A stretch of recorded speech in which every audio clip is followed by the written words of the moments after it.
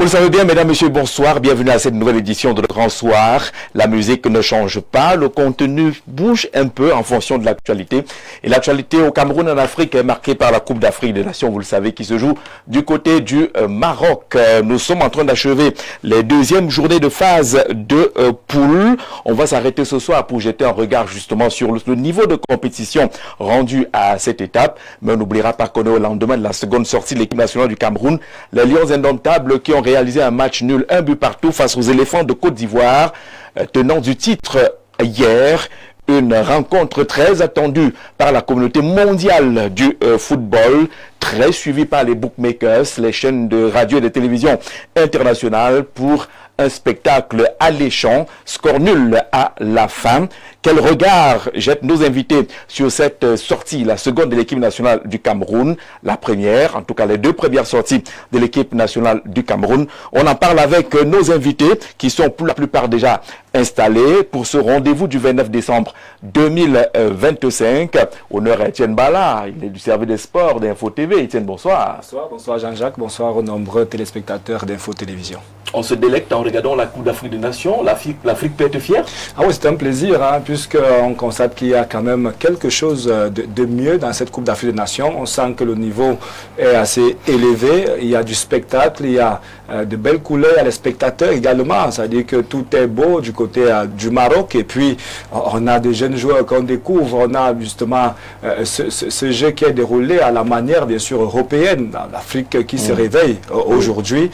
Et ce n'est plus le boum boum. Oh, ce n'est plus le boum boum. Il y a quand même, on classe le jeu. Il y a des coachs africains quand même sur les bancs de touche. Quand on regarde un peu toutes les sélections qui sont au Maroc aujourd'hui, on va constater que au moins sur 28 nations, on a quand même quelques 6 coachs étrangers seulement, ou encore 7 coachs étrangers qui se retrouvent dans cette compétition. C'est dire que l'Afrique travaille beaucoup, l'Afrique a beaucoup évolué, et lorsque vous regardez, il y a quand même certaines nations hier qui n'avaient pas de nom. Lorsqu'on disait Cameroun-Bénin, on voyait que le Cameroun va marcher sur le Bénin, mais aujourd'hui, lorsqu'on dit Bénin, on se range. Comment? Ah, bien sûr, les Comores par exemple, on se range d'abord avant justement de dire qu'allons-y battre les Comores. C'est difficile, on l'a vu contre le Maroc, Comores-Maroc, les Comores qui disent quand même leur mot dans cette compétition.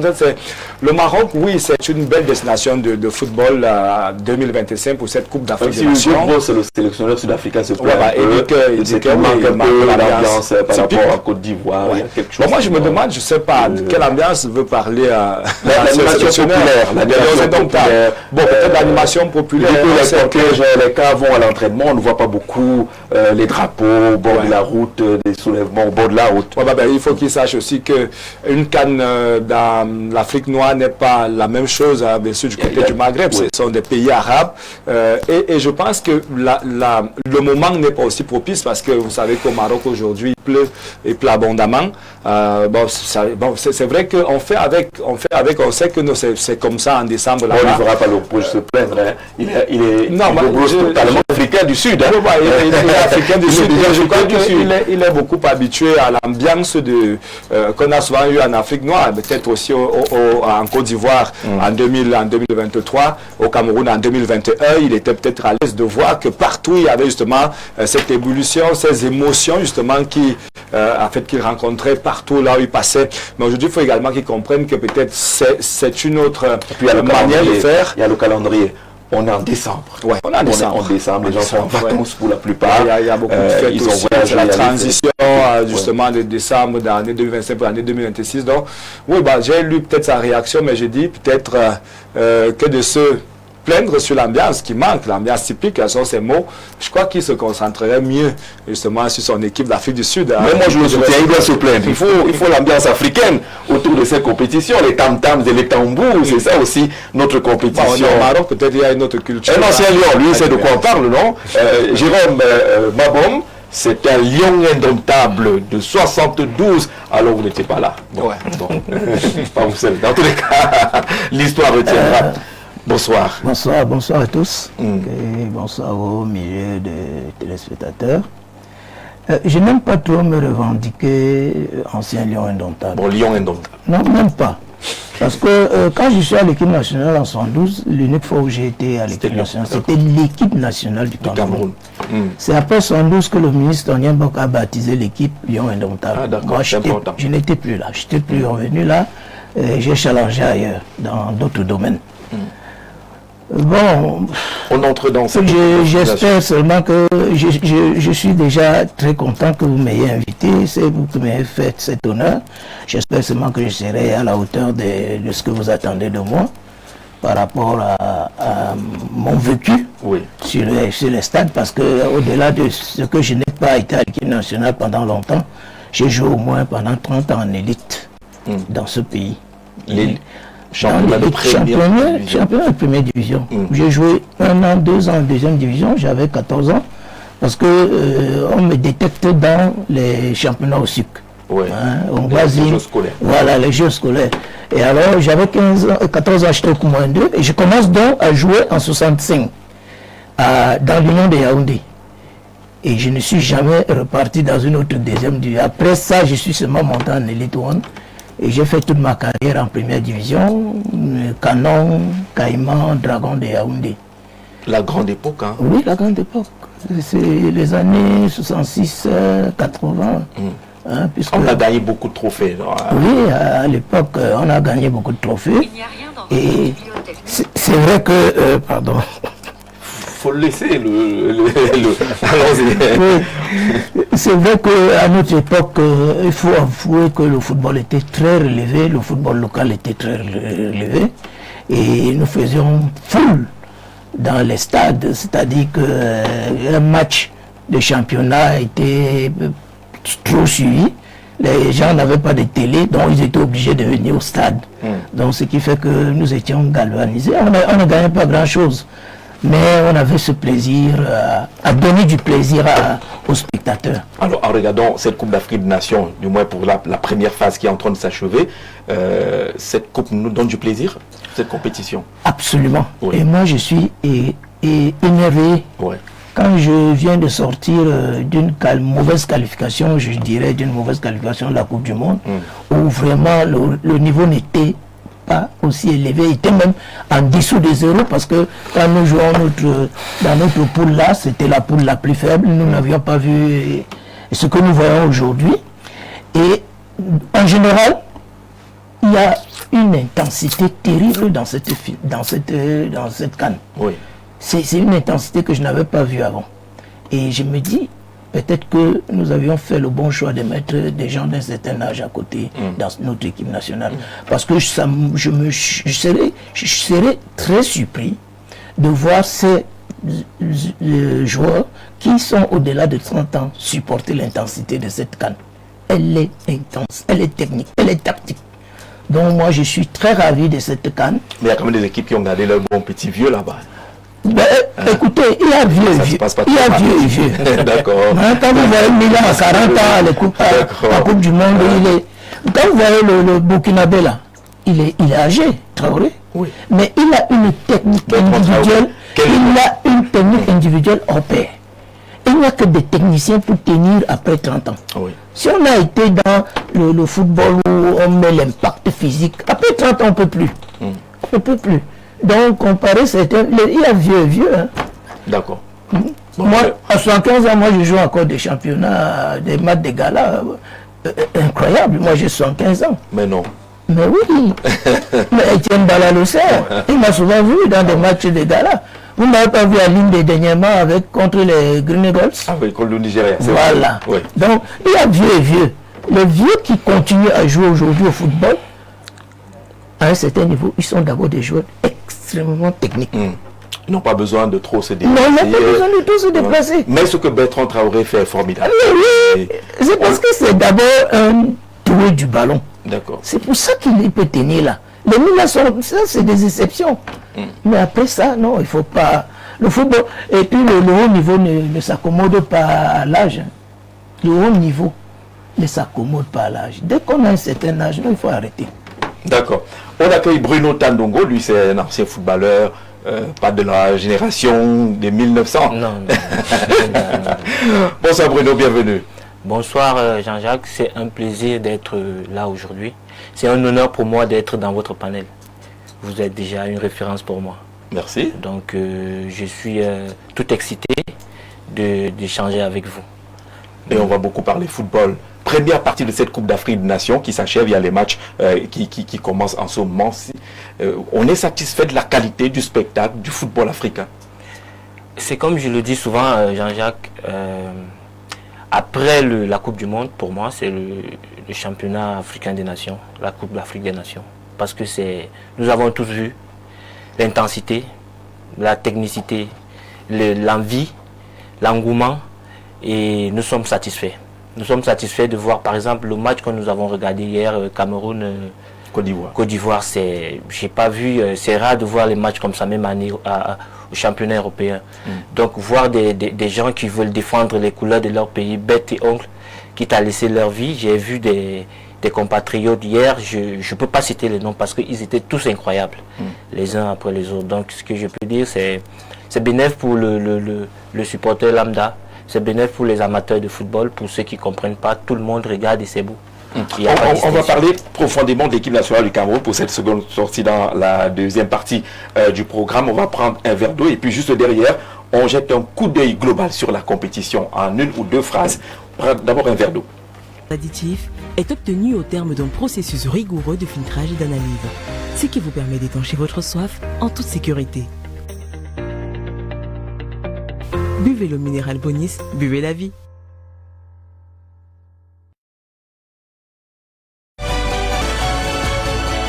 Retour sur le plateau de Le Grand Soir aux couleurs de la Coupe d'Afrique des Nations.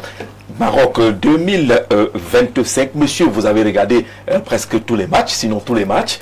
Ils sont plaisants à regarder. Mais est-ce qu'on peut dire par rapport à la dernière Coupe d'Afrique, celle de Côte d'Ivoire, que le niveau est relevé du côté du Maroc, Bruno?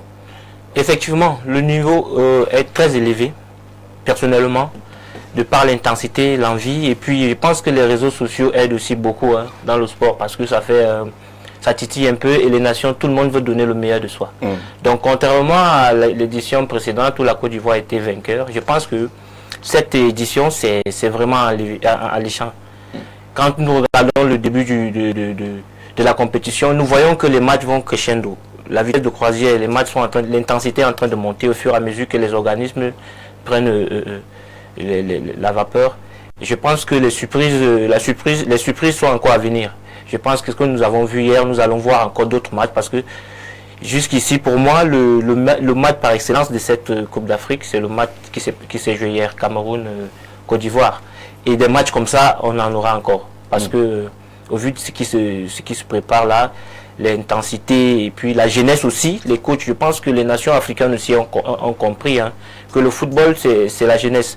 Et il y a d'autres qui font une mixture vraiment Molotov, comme on peut appeler cocktail Molotov, ça donne ce que ça a donné hier entre la Côte d'Ivoire et le Cameroun. Donc que le monde entier se prépare, l'Afrique aura son mot à dire d'ici la finale.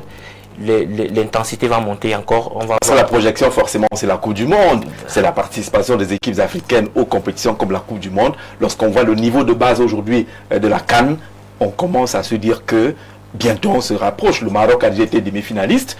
L'Afrique est en train d'avancer. Effectivement. Et puis on aura un représentant en jambes. Ce championnat va nous aider pour notre représentant pour la zone Afrique. Je pense que jouer ces matchs que nous sommes en train de jouer, ça va aider beaucoup les pays africains parce que certains pays ont misé sur la reconstruction, notamment le Cameroun.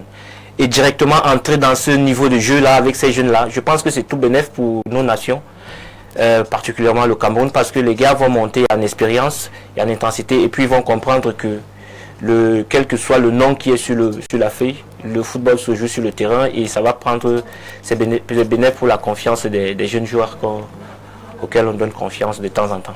Jérôme, sur ces premières sorties des équipes africaines, le niveau est-il suffisamment relevé? Oui, je l'ai dit à l'entame. Oui. Le niveau est suffisamment relevé quand on voit les matchs, les confrontations des équipes. À tous les niveaux, moi je crois qu'il n'y a même pas de mauvais. Depuis que je vois les matchs, je n'ai pas vu un mauvais match. Honnêtement. On a vu Tanzanie formidable. Même la Tanzanie. Même les Comores, tout ça. Mais c'est gars, les gens jouent au football. Les Africains savent jouer au football. Vraiment. il faudrait seulement qu'on puisse les mettre dans un environnement sain pour que les choses évoluent. Et moi, je suis seulement gêné parce que mon fils parlait de la Coupe du Monde et que je suis gêné que le Cameroun ne soit pas qualifié. Parce que tel que je vois ces garçons-là, cette envie qu'ils ont, je vous assure, ils allaient exploser à la Coupe du Monde. Et que les petits Camerounais que je vois là, ils allaient exploser. Bon, maintenant, est-ce qu'on est bien obligé d'accepter ce qui nous est arrivé parce que nous avons nous-mêmes voulu. Bon. Alors, qu'est-ce qui amène le niveau de cette compétition à être en permanente croissance? C'est l'organisation du football au niveau africain, c'est la qualité de nos joueurs dans les championnats occidentaux? Il y a tout ça. Mais je crois que les gens ont compris qu'il faut rivaliser avec les plus grands. Les Africains ont compris qu'ils sont capables, qu'ils ont tout pour rivaliser avec les Mbappé, les Cristiano et tout ça. C'est vers là où nous sommes en train de partir. Et je vous assure, des garçons comme les Namasso, je ne vous donne pas 2 ans, vous allez entendre parler d'eux au haut niveau. Parce que là où il est maintenant là, hein, dans ce qu'il est en train de faire, c'est mal à la Coupe des Nations là, c'est incroyable. J'ai vu un autre petit 10, un milieu de terrain au Burkina, gaucher comme ça. Oui. Mais il est fantastique. Moi, j'ai dit, les Africains ont des prédispositions à devenir meilleurs que les Européens. Maintenant, c'est le cadre. C'est comment est-ce que les gens les canalisent pour y arriver. C'est ça l'embêtant avec l'Afrique. Parce que quand on a vu un peu ce qui s'est passé dans ce pays, dans notre pays, entre la guerre qu'il y a eu entre les instances, le ministre et puis la fédération, et ça plombe le footballeur. N'importe comment ça a un impact sur le football. Donc vraiment que les gens essayent de comprendre que nous n'avons pas besoin de ces conflits-là. Et que nous voulons que nos enfants aillent le plus loin possible. Et cette CAN aujourd'hui est en train de donner, ça dit de montrer que nous sommes, les Africains sont capables de rivaliser les plus grands. Alors, on a donc un peu de tout au Maroc. La qualité des équipes, la qualité des infrastructures, les pelouses, elles sont formidables malgré la pluie. Malgré la pluie, c'est ce qui est extraordinaire.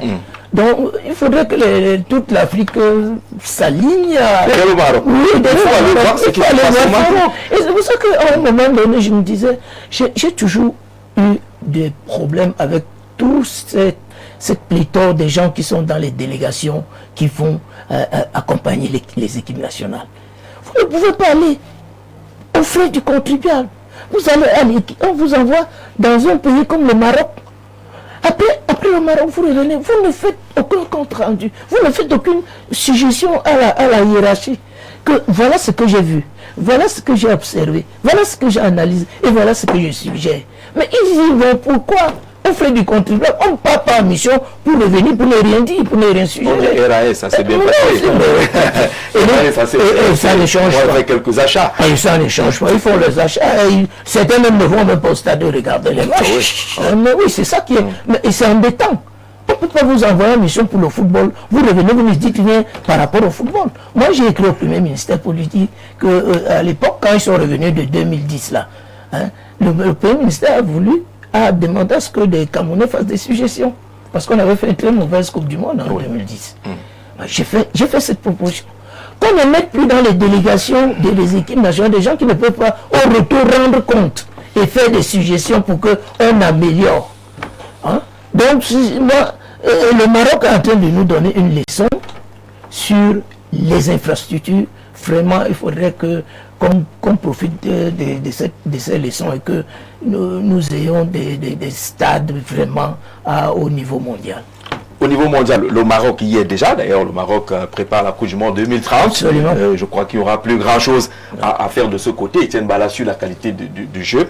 En Côte d'Ivoire, pour ce qui est de la première phase, c'était 89 buts marqués sur 36 matchs avec une moyenne de 2,5 buts par match. On n'est peut-être pas en train de challenger au niveau des buts, mais au niveau de la qualité de jeu, ça paraît un peu au-dessus. Oui, qualité de jeu, but. Puisqu'en Côte d'Ivoire, lorsque la compétition finit, on était à presque 118 buts. Toute la compétition. La première phase, justement, qu'on est en train de jouer, pratiquement dans des mêmes clubs, ils se connaissent. Allez, ils arrivent sur un sol marocain aujourd'hui, ça devient un peu plus difficile. Et c'est ça qui fait la beauté du jeu, Jean-Jacques. C'est-à-dire qu'on n'a plus des équipes qui viennent pour marcher sur les autres, comme c'était le cas à l'époque, lorsqu'on disait Nigeria, on sait que le Nigeria va marcher sur la compétition. Lorsqu'on dit Tunisie, on sait que la Tunisie va marcher sur la compétition. Aujourd'hui, c'est terminé.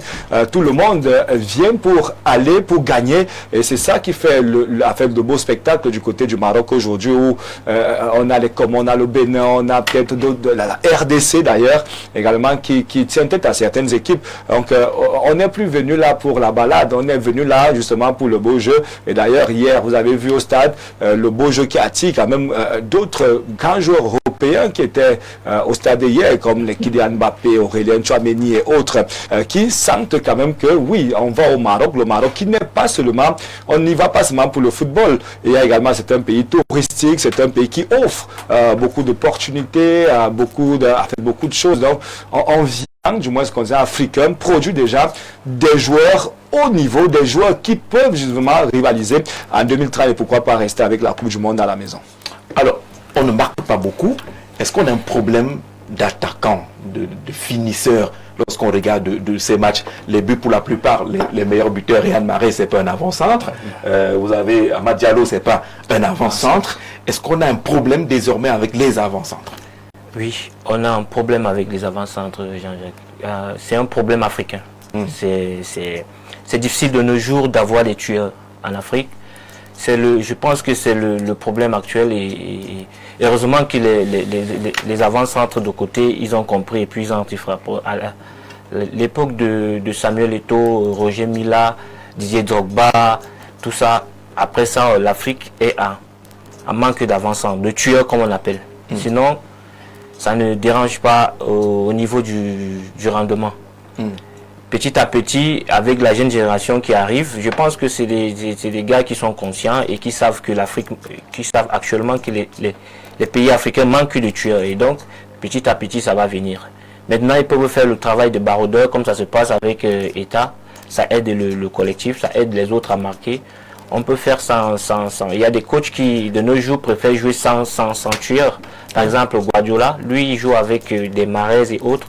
Ça peut venir de partout. Donc, le football moderne, c'est pas très important. C'est important, mais pas primordial d'avoir un tueur. On peut jouer sans avant-centre fixateur, c'est-à-dire on peut jouer avec les joueurs de côté, des flancs qui vont entrer pour frapper, pour marquer. Donc, je pense que c'est dommage d'en avoir parce que c'est plaisant pour le football. Tout le monde aimerait voir un neuf qui marque, qui bute, que de voir un milieu de couloir ou un défenseur central venir marquer. Donc, pour moi, personnellement, de ma petite expérience, de mon petit vécu, avoir un avant-centre tueur, c'est bien. Mais c'est mieux d'avoir un défenseur qui vient aussi marquer ou un milieu de couloir qui vient marquer. D'accord. Est-ce que c'est un problème, Jérôme, de ne pas ressentir l'impact des avant-centres de métier? Non, moi, je crois qu'il y a des avant-centres de métier. Actuellement, là. Oui, mais je crois aussi beaucoup plus aux grands défenseurs. Parce qu'on en a. Et les grands défenseurs empêchent les grands avant-centres de marquer. C'est tout à fait trivial. Parce que quand vous voyez notre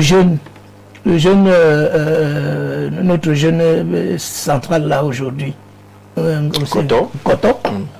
Mais pour que vous marquiez devant ce garçon, il faut être hyper fort. Hein? Hyper fort. Donc les buteurs, il y en a. Sauf que les défenseurs aussi se sont mis au travail et empêchent que ces buteurs marquent aussi facilement. Mais il y a eu quand même des buts. Hein. Je crois qu'il y a des équipes qui ont gagné avec 3 buts. On est déjà 3, on n'est pas encore à des grandes recettes.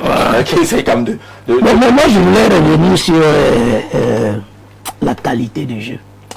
Par rapport à... Vous savez, au début de cette compétition, il y a des gens qui ont donné les 5 favoris. N'est-ce pas? Parmi les 5 favoris, il y avait le Maroc. Mais vous avez vu ce que le Mali a fait au Maroc hier. Pour vous dire que il n'y a pas, dans le foot, quand le football se joue, il n'y a pas de favoris au départ du jeu. Le favori, c'est quand vous gagnez. C'est pas quand, lorsque on dit, bon, parce qu'il a été... il y a comme des performances, oui, la bouge une compétition, voilà, quel ranking, classement... Le ranking n'est pas une science exacte. Oui. La preuve, vous croyez que le Mali pouvait tenir tête au Maroc? Le Mali, c'est une bonne équipe. Voilà. Ouais, mais tous sont de bonnes équipes. Mali a une bonne équipe. Toutes nos équipes là, Baraka, mais toutes nos équipes là sont bonnes. Elles sont bonnes. C'est pour ça que même marquer les buts là ne peut pas être aussi aisé. Non, il y aura des buts, mais pas aussi facilement. Donc moi, je ne me focalise même pas sur le nombre de buts. Moi, ce que moi j'admire dans cette compétition, c'est la qualité de jeu qui a sérieusement évolué. C'est ça qui m'intéresse. Il y a moins de bricoles. Oui, il y a moins de bricoles. Il y a des schémas de jeu qui sont visibles, les schémas de passe qui sont visibles. Voilà. Vous voyez les gars qui développent le jeu à partir de derrière. C'est plus ce genre-là que, comme vous disiez au départ, le boum boum. Non. Allez tomber là. Allez tomber là. Non. Tout le monde est dans le développement du jeu. Et pour développer ce jeu, il faut être extrêmement technique. C'est vrai qu'il faut être aussi physique, mais il faut être déjà trop technique. Parce que si vous n'êtes pas technique, vous allez toujours être en difficulté. Dès que vous avez le ballon là, vous êtes en difficulté parce que vous n'arriverez pas à développer votre technique. Donc, moi, vraiment, ce qui me plaît dans cette CAN, et je crois que ça va monter, comme mon fils dit, ça va monter en grade. Parce que quand vous voyez le match du Cameroun contre le Gabon, et le même match avec les mêmes Camerounais contre la Côte d'Ivoire, non, vous sentez qu'il y a quelque chose qui a changé d'un match à un autre. Est-ce que ce n'est pas le challenge, la motivation du challenge? Le Cameroun a peut-être cette chance d'avoir eu à rencontrer deux équipes qui appellent au challenge, le Gabon et la Côte d'Ivoire, des équipes qui surmotivent lorsqu'on joue contre le Cameroun. Mais il y a non pas seulement le challenge, mais je crois que c'est des défis que ces garçons se lancent. Vous comprenez? Parce que quand les gars savent qu'ils sont dans une position très compliquée, parce que la position compliquée de l'équipe du Cameroun, c'est celle qui a été créée par la mise à côté des cadors, comme on les appelle, quoi, entre guillemets. Alors, les gars sont en train de relever un défi en se disant que si on les a mis et qui croient que nous on ne peut rien faire, nous on va alors. Et c'est tout bénéfique pour cette équipe, parce que le football c'est d'abord défier. Moi quand je joue au football, mes meilleurs matchs c'était contre le Canon par exemple, contre l'Union de Douala, contre le Tonnerre, mes meilleurs matchs. Parce que quand moi j'arrivais au stade, j'ai dit vous êtes le grand Canon, je vais donc vous montrer que je peux. C'est ça le défi du footballeur. Quand le footballeur n'a pas ce mental-là, non, qu'il ne vienne pas jouer au football et la haute compétition, il faut avoir ce mental. Quand on entre dans le stade, on se dit, on me dit que vous êtes les favoris, ok, allons-y. Et le Mali l'a fait. Ces deux matchs ont quelque chose de particulier, Etienne Bala, pour le Cameroun. C'est que c'est des matchs qui se jouent d'abord sur les réseaux sociaux, qui se jouent à travers les médias, qui ont d'autres choses au-delà du football. Le Gabon, on a nos défis entre Cameroun et Gabon. Côte d'Ivoire, c'est pareil. Est-ce que ce n'est pas ça la surmotivation des joueurs qu'on a vus? Exactement. Moi, je pense que c'est vers là où on se situe, c'est-à-dire la surmotivation. Puisque lorsqu'on dit Gabon, on voit nos voisins d'à côté. On se dit que ce ne sont pas les voisins qui viendront nous faire plier. Les voisins aussi savent que c'est le grand Cameroun. On ne va pas tomber devant cette équipe du Cameroun. Donc, ça donne une autre motivation. Et vous allez remarquer que dans les réseaux sociaux, avant la rencontre, c'est déjà le match s'est déjà joué entre les supporters, entre les populations. Donc des deux pays, pire encore lorsqu'on est en face d'une équipe comme la Côte d'Ivoire, on sait que là-bas c'est une grande histoire, c'est une longue histoire en même temps, tout comme le Gabon, ce sont des matchs historiques qu'on livre chaque fois. Malgré que hier on livrait le 9e match donc en phase finale de Coupe d'Afrique des Nations, et un match qui s'est soldé par, d'ailleurs c'est le premier nul en phase finale d'une Coupe d'Afrique des Nations, puisque le Cameroun sur les 8 autres matchs. On a eu 5 victoires contre 3 pour la Côte d'Ivoire et c'est le premier match nul que nous avons en phase finale d'une CAN. Donc vous comprenez que c'est des matchs de guerre, ça n'a pas commencé aujourd'hui. On se souvient dans les éditions précédentes, il y a eu des matchs à haute intensité. Lorsqu'on dit Cameroun-Côte d'Ivoire, on finit 1-1, on va au tir au but, tous les joueurs viennent, ils tirent et puis finalement c'est quelqu'un fait des jeux qui arrive, un manqué de Samuel Eto'o pour dire que il a dit la belle famille, je vous donne ça et c'est parti. Et c'est des mots qui arrivent lorsqu'on voit, on dit c'est la belle famille et puis le Cameroun se dit nous sommes le continent, c'est que peut-être la Côte d'Ivoire ne peut pas forcément accepter que vous soyez tout un concert, c'est-à-dire que vous nous dominez vous-même. Donc ça crée de l'enjeu dans la rencontre, ça crée un autre jeu dans les situations. Ça fait que même nous-mêmes qui sommes là devant peut-être le petit écran, on a une certaine émotion. On n'est pas peut-être sur le stade, peut-être là-bas encore c'est une surmotivation telle que vous étiez en train de le dire, mais même le supporter a aussi une autre surmotivation parce qu'il s'est dit que non, la Côte d'Ivoire ne peut pas nous battre. En Côte d'Ivoire c'est la même chose d'ailleurs, c'était des matchs de gueule, donc des supporters avant, vous avez peut-être quelques réactions des Ivoiriens. Après vous dites qu'on est dessus, vous avez fait c'était ça à la fin. Parce qu'il ne fallait pas accepter que le Cameroun gagne ou bien la Côte d'Ivoire gagne, on est neutre. Je crois que c'est vers là. Donc, sur motivation, je suis d'accord. Mais lorsque vous regardez quand même le niveau de cette compétition, Jean-Jacques, vous allez remarquer qu'il n'y a que 3 pays qui sont directement qualifiés. Il y a le Nigeria, il y a l'Algérie et il y a bien sûr l'Égypte. Les 3 pays qui sont déjà sûrs d'être en 8e de finale. Mais le reste, tous les matchs, c'est-à-dire que tous les groupes sont encore jouables. Partant de la poule A où il y a le Maroc. On attendait beaucoup le Maroc, mais aujourd'hui on constate que le Maroc devrait encore passer par la 3e journée pour se qualifier. On a des pays comme le Cameroun, la Côte d'Ivoire qui devaient passer par la 3e journée pour se qualifier. Et d'autres pays qui sont naturellement en course, comme la Tunisie, qui doit attendre également cette 3e journée pour se qualifier. C'est dit que si c'était aussi facile pour certaines équipes qu'on appelait hier les ténors, on devrait passer facilement avec un 6 points sur 6 à la 2e journée et attendre de prendre un 9 points sur 9 à la 3e journée. Donc c'est aussi ça la beauté de cette compétition, c'est aussi ça l'enjeu de cette compétition. L'Afrique est en train de fabriquer des nations au niveau des nations qui ne viennent plus là pour partager les points, mais des nations qui viennent là pour participer et qui viennent là pour chercher justement pourquoi pas, à gagner à écrire l'histoire aussi. Et celle des nations qui écrivent également l'histoire, on a les cadors, les tenors que vous avez évoqués, mais vous avez des pays de l'Afrique australe qui sont particuliers dans cette compétition. Il n'y a pas beaucoup de grands noms dans leurs équipes, il n'y a pas de joueurs dans les grandes équipes, mais on voit Afrique du Sud, Mozambique, Zambie, Zimbabwe, ils viennent avec autre chose qui est peut-être également un message pour l'Afrique, développement du football local.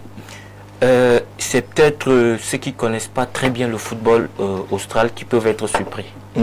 J'ai des amis qui jouent de ce côté et je vous assure que c'est professionnel.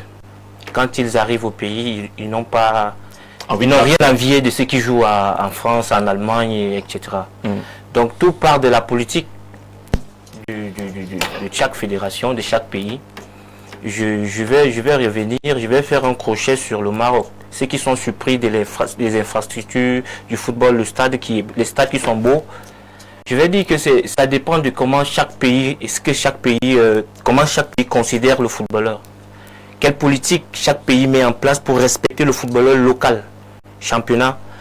Malheureusement pour l'Afrique subsaharienne, on respecte que l'équipe nationale, ceux qui jouent à l'équipe nationale. Le championnat il est pratiquement inexistant.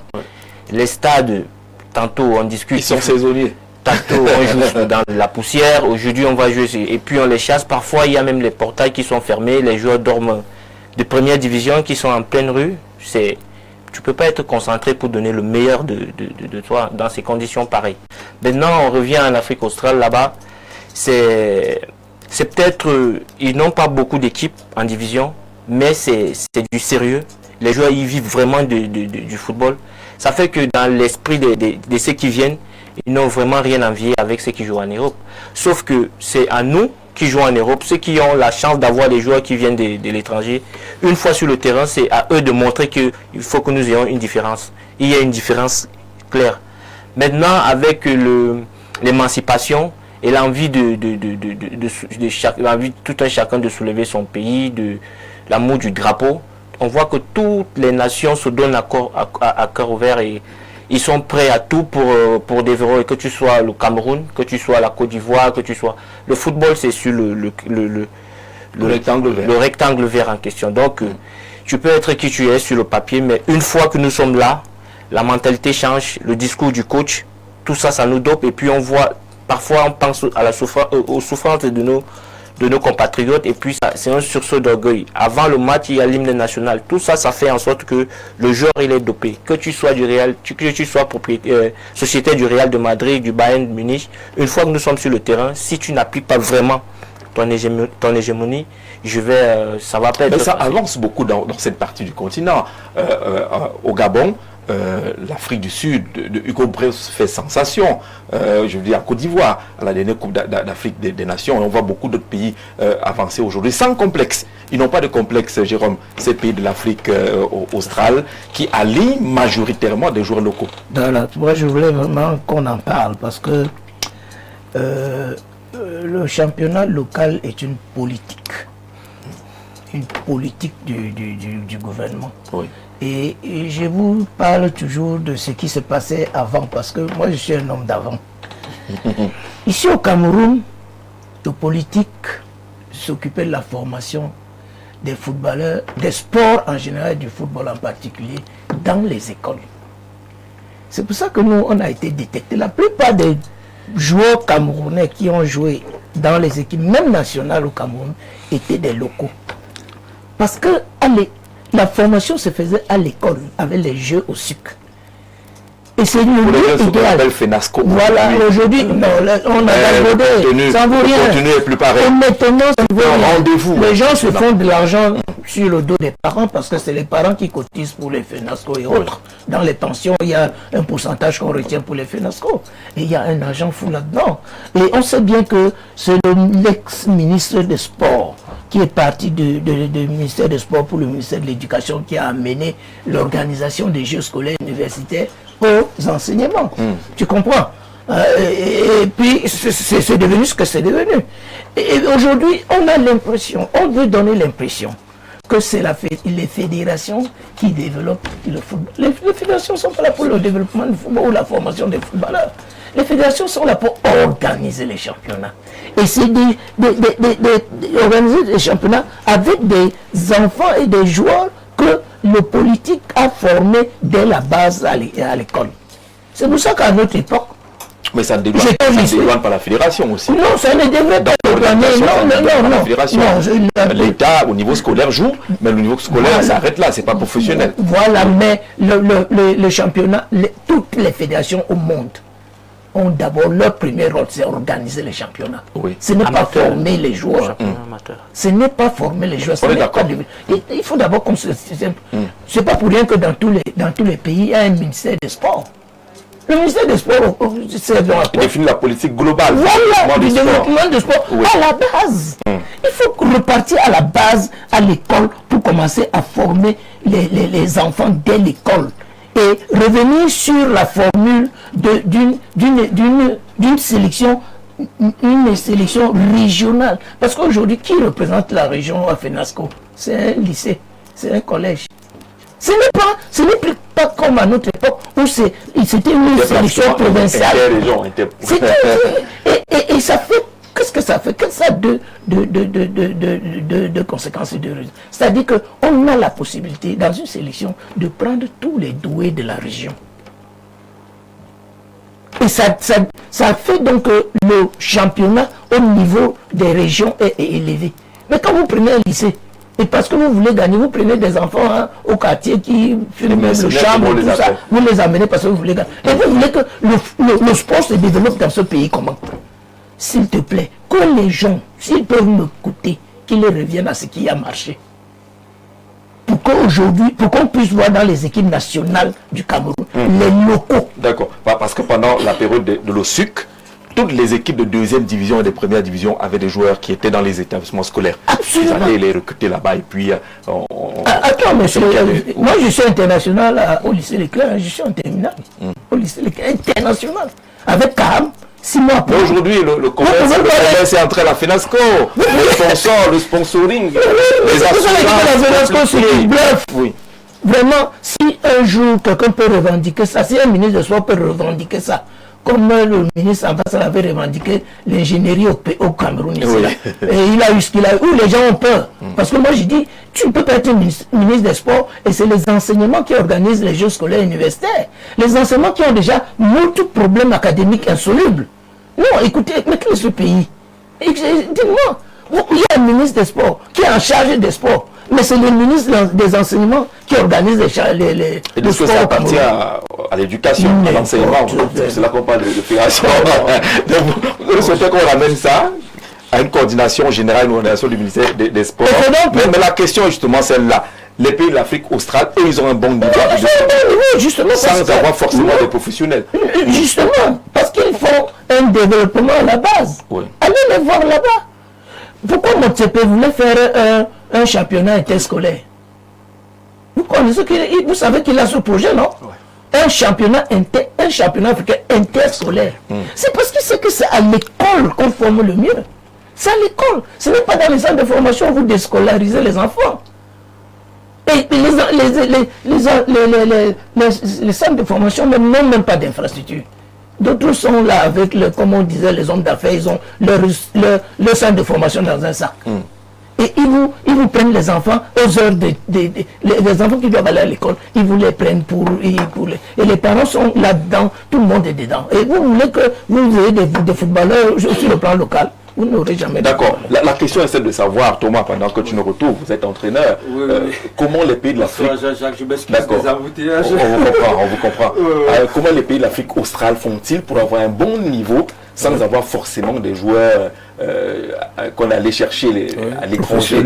Ils ont une majorité de joueurs locaux et ces pays-là ont des bons niveaux. Afrique du Sud, Zambie, on va jouer Mozambique.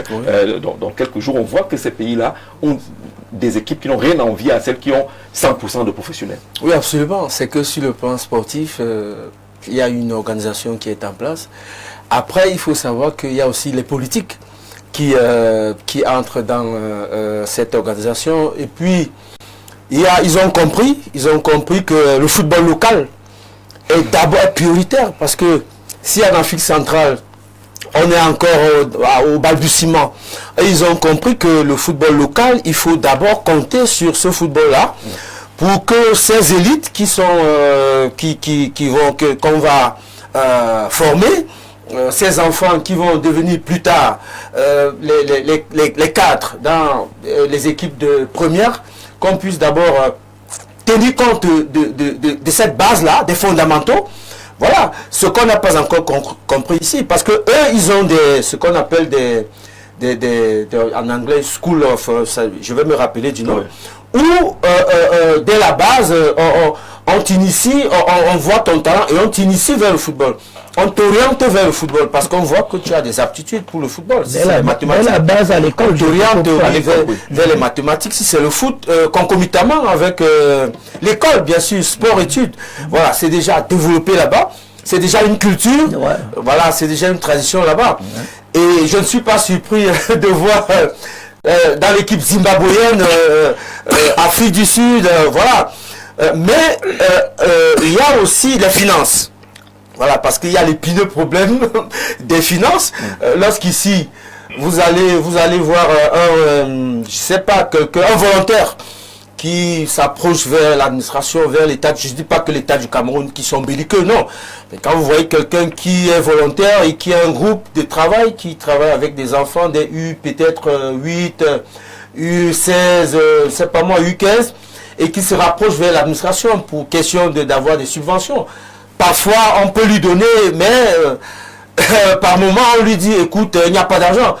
Voilà, s'il se rapproche, heureusement que la fédération aujourd'hui a quand même une politique qui voudrait que le football jeune, notamment avec les subventions qu'on a chez Michel Cam, qui est le chargé du football jeune, je crois qu'aujourd'hui, quand même, ils ont l'œil là-dessus.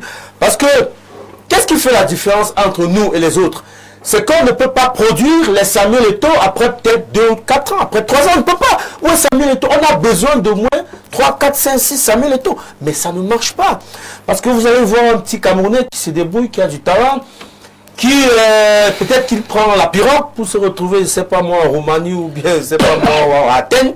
Après, il se retrouve au Real de Madrid et puis, il y a tel au Real de Madrid, il faut l'appeler. Pourtant, il est parti par un chemin informel. Ouais. Donc, si on avait une procédure bien tracée, un suivi, je pense qu'on serait, comme vous le dites, si bien Jean Jazé, comme des pays de l'Afrique australe. D'accord, on va plonger dans la seconde thématique parce que Etienne Bala, on affronte justement le Mozambique, qui est l'un des miroirs justement du football local.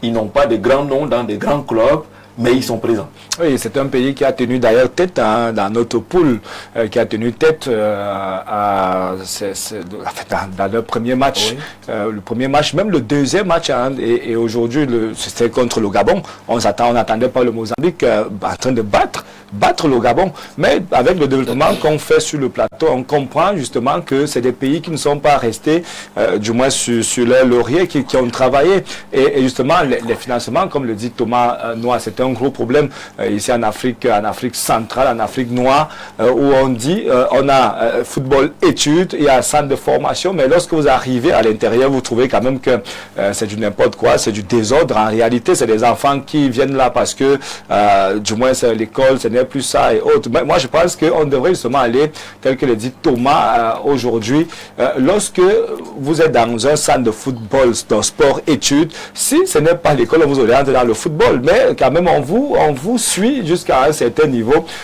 quitte à ce que vous ayez un certain niveau quand même scolaire, mais en jouant maintenant au football. Oui, le Mozambique aujourd'hui qui développe son football de manière locale, il n'y a pas assez de grands noms. Ça veut dire qu'il pense une autre politique. Peut-être d'ici 2030, on va ignorer ce Mozambique en Afrique. On va voir que le Mozambique a passé le temps à travailler à l'intérieur et ils auront justement un meilleur football, un meilleur championnat qui produit d'ailleurs des meilleurs éléments qui viennent dans des compétitions, dans de grandes compétitions. Il n'y a qu'à voir aujourd'hui comment est-ce qu'ils arrivent en CAN, comment est-ce qu'ils développent le football, quel est leur système de jeu. Ils sont peut-être aujourd'hui un peu plus défensifs parce que c'est difficile de battre le Mozambique et à la moindre minute, au moindre coup, ils vous font ça de manière offensive, c'est-à-dire que et vous acceptez dans leur camp et dès que l'opportunité se présente, ils viennent justement pour finir avec vous, ce qui est arrivé au Gabon hier, et je crois que c'est ce qui est aussi arrivé à la Côte d'Ivoire, parce que Côte d'Ivoire-Mozambique, à la première journée, on a cru que c'était pas la Côte d'Ivoire justement qui était tenant du titre, qui avait fait de bonnes choses, qui avait démontré de bonnes choses en 2023. On a vu une Côte d'Ivoire qui quand même a peiné à battre le Mozambique. N'eût été l'expérience quand même qu'on sait que oui, c'est une équipe naturellement vieille dans des compétitions, c'est une équipe qui maîtrise la compétition, champion d'Afrique.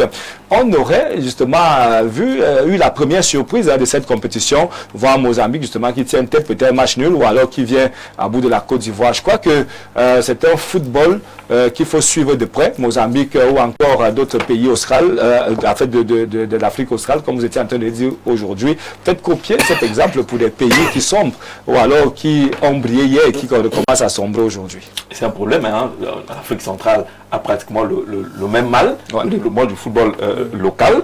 On va toujours recruter en regardant la télé, quel nom ressemble à celui de ton village. Ça, c'est peut-être un Camerounais de ce côté-là. On va le chercher. Alors, après les deux premières sorties de l'équipe nationale du Cameroun, un match, on va dire une victoire contre le Gabon, un match nul contre la Côte d'Ivoire. Est-ce qu'on a déjà atteint aujourd'hui le niveau, même si ce n'est pas absolu, de certitude, qu'on a l'équipe qu'il faut? C'est encourageant. Oui. C'est encourageant de voir ce qui se passe aujourd'hui au sein de l'équipe nationale du Cameroun. C'est très encourageant. Dire que c'est à peine 2 semaines que les gars se sont mis. Je ne vais pas dire que le coach ne connaît pas ces gars. Il est avec ces gars depuis pratiquement 1 an, à l'exception de quelques-uns, peut-être 3 ou 2. Mais sinon, c'est encourageant.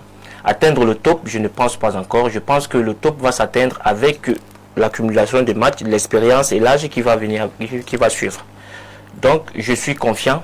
Je pense que tous les Camerounais, au vu du match qui s'est joué hier, qui s'est déroulé hier, les Camerounais sont confiants. La confiance réside en quoi? L'engagement qu'on a vu, l'envie qui caractérise ces joueurs, ou la qualité de jeu et les choix du coach? La confiance réside sur plusieurs éléments. je vais d'abord parler je pense que le coach a eu un discours idoine. Et on a vu la volonté, on a vu la détermination, on a vu la baraka, le MLE, comme on dit entre guillemets, qui faisait la particularité des Camerounais, du Cameroun. Donc on a vu les gars qui n'étaient pas peut-être tactiquement très bien en place, mais on a vu défensivement, ils étaient costauds. Ils étaient costauds et ils essayaient de faire, je pense que, ils essayaient de faire ce qu'a demandé le coach. Nous avons vu à un moment donné, on faisait ce qu'on appelle attaque rapide. Ça veut dire que l'équipe nationale du Cameroun savait qu'elle n'aura pas la possession de balle. Alors qu'est-ce qu'elle faisait? Elle restait groupée en attendant chipper le ballon pour faire une attaque rapide, passant par Mbemou qui devait faire quelque chose pour... Donc je pense que les gars ont essayé de mettre en pratique ce que le coach a demandé de faire. Avec nos qualités qui sont la défense, la baraka, on a tenu le coup. Et je me dis... avec le temps, nous aurons la félicité. Ce qu'on est en compétition, là, il faut la gérer. Oui, la compétition est en train de partir et les matchs sont en train de se suivre. Et nous avons vu que la première journée, c'était ça, mais ce n'était pas comme hier. Maintenant, nous pensons, nous prions et nous croyons que le match qui va suivre, ce sera encore un cran au-dessus. Et je vois avec l'état d'esprit, il n'y a pas de gros noms, parce que le plus dur pour un entraîneur, c'est de dire à un joueur de faire ce que Mbemou a fait hier. C'est-à-dire, c'est avoir le problème que MS Faye lui là. Il y a des grands noms, et donc pratiquement à chaque poste qui marche. Il va choisir. Mbemou qui fait le travail offensif et le travail défensif. C'est très rare. C'est le gros problème que les coachs ont. Maintenant, si vous avez un groupe, tout le monde vous écoute, tout le monde assimile votre discours. Je pense que ça va donner ce que ça a donné hier. C'est-à-dire, on bat ensemble, on attaque ensemble, on souffre. Je souffre pour mon frère souffre pour moi. Si on continue dans ce même état d'esprit, je pense que on va arriver en finale. Et je disais quelque chose dernièrement à Étienne, que les surprises avec le coach Pagou, nous en aurons encore. Et encore. Vous le connaissez mieux. Mais Thomas, est-ce qu'on est déjà en train d'aller vers des certitudes? Au premier match, on était tous... Pas vous, hein, vous êtes un spécialiste. On était dubitatifs. Beaucoup de Camerounais étaient à la découverte. Attendez voir ce qu'on va nous proposer. On n'avait rien sous la main. On ne pouvait pas s'amuser à un choix, à faire un placement comme on le faisait en 2000 ou en 2002. On savait déjà que voilà l'équipe qui va jouer. Là, on allait à cette compétition-là sans le savoir. Après 2 matchs, est-ce qu'on commence à avoir des certitudes? Absolument. Certitude, oui. Sur le plan sportif, sur le plan de l'état d'esprit, comme copanéliste là si bien dit, la vie du groupe. Là, on a des certitudes. Et puis, on a, vous savez, je pense que le coach Pagou, sur le plan du jeu, voilà, là maintenant, on est rassuré. On sait qu'il est le roi du 3-5-2. Voilà, tout le monde le dit dans les chaumières. Donc, le jeu est, c'est vrai, séduisant. Mais dire, mordicus, affirmer, que nous n'avons que des certitudes, vraiment c'est faire preuve de naïveté, parce que c'est une équipe qui, sur le plan du jeu, a encore beaucoup de réglages à faire. Voilà, par exemple. Voilà. Donc on a une équipe jeune qui a de la volonté, certitude au niveau de la volonté, au niveau de l'engouement. Oui, je ne reviens plus là-dessus. L'administration, je ne reviens pas sur l'administration parce que là, ça va déjà. Après, je pense que c'est une équipe qui, est-ce que si elle rencontre par exemple l'Algérie, le Maroc, l'Égypte, l'Afrique du Sud, est-ce qu'elle aura le niveau pour battre cette équipe? C'est vrai, c'est sur le terrain. Mais je me pose des questions parce que quand on voit cette équipe jouer, certitude au niveau du jeu, non. Parce que quand on voit cette équipe jouer, on a l'impression qu'elle subit beaucoup. C'est vrai que l'organisation des jeux... Ça fait beaucoup de dépenses en termes d'énergie. Oui. Voir Mbemou, comme vous le disiez, voilà. pratiquement dans tout le stade. Voilà. Arthur aussi. Donc, voilà. Darlan Yongwa, ils sont partout. C'est épuisant. Et en termes de... généralement, ils n'ont pas la possession. Quand vous regardez, la Côte d'Ivoire avait la possession. Voilà. Quand vous regardez contre le Gabon, le Gabon a eu la possession. Et c'est vrai qu'on a gagné. On me parle d'humilité. Hein, le coach Pagou, on dit qu'il est humble, il prêche beaucoup l'humilité. C'est-à-dire respecter ceux avec qui on joue, mais pas les respecter. il faut les respecter avec réserve. Donc, je me dis aussi que c'est le projet de jeu, peut-être, qui fait à ce qu'on ne soit pas certain sur le plan du jeu, le projet de jeu, voilà, on supporte, on les laisse dérouler, et puis à un moment donné, puisque chacun son temps de jeu, chacun, oui, dans un match, chacun son temps de domination. Donc, certitude au niveau de l'état d'esprit, oui, au niveau sportif, oui, mais pas au niveau du jeu. Cette organisation de jeu, par moment, nous amène à comprendre qu'ils n'ont pas d'assises, véritable assise défensive, et même offensive, par moment. On n'a pas vu, c'est vrai, les gens disent que les Lions jouent maintenant bien, je suis d'accord, mais on n'a pas vu une équipe qui domine véritablement. On va dire qu'on est en compétition et qu'il ne faut pas se jeter, il ne faut pas faire du désordre, il faut respecter l'adversaire. Mais je dis, cette équipe a des problèmes sur le plan du jeu. C'est un jeu qui n'est pas incisif, mais qui est beaucoup plus défensif. Voilà. Vous voulez dire qu'on n'a pas encore de schéma de jeu, de schéma de passe. On sait bien que la Côte d'Ivoire va chercher Diomandé, voilà. Sangaré, oui, Kessié, vont distribuer le ballon. Voilà. C'est ce qui manque encore. Voilà, on n'a pas encore ça. On ne joue pas encore en juxtaposition. Oui. 1, 2, le circuit préférentiel, comme on le dit dans le jargon de l'entraînement, n'est pas encore connu. On ne sait pas si quand le ballon, est-ce que c'est Baléba, après Baléba, Yongwa, après Yongwa, Vom, après Vom, c'est... si on le sait aussi totalement, c'est facile la tâche. On va pas oublier que le Cameroun a toujours été comme ça. Il n'y a pas, on n'a jamais eu... ses adversaires. Voilà, sauf que j'ai beaucoup de respect pour Pagou. Moi, j'ai beaucoup de respect pour Pagou parce qu'il a apporté ce qu'on appelle l'animation, une animation. Voilà, j'ai beaucoup aimé. Parce que le tout n'est pas de venir jouer en 3-5-2 ou en 4-4-2, mais c'est d'expliquer l'animation. Comment est-ce que le ballon va cheminer, comment est-ce qu'on va organiser nos offensives, ou alors la défensive. Je suis tout à fait d'accord, je suis fan.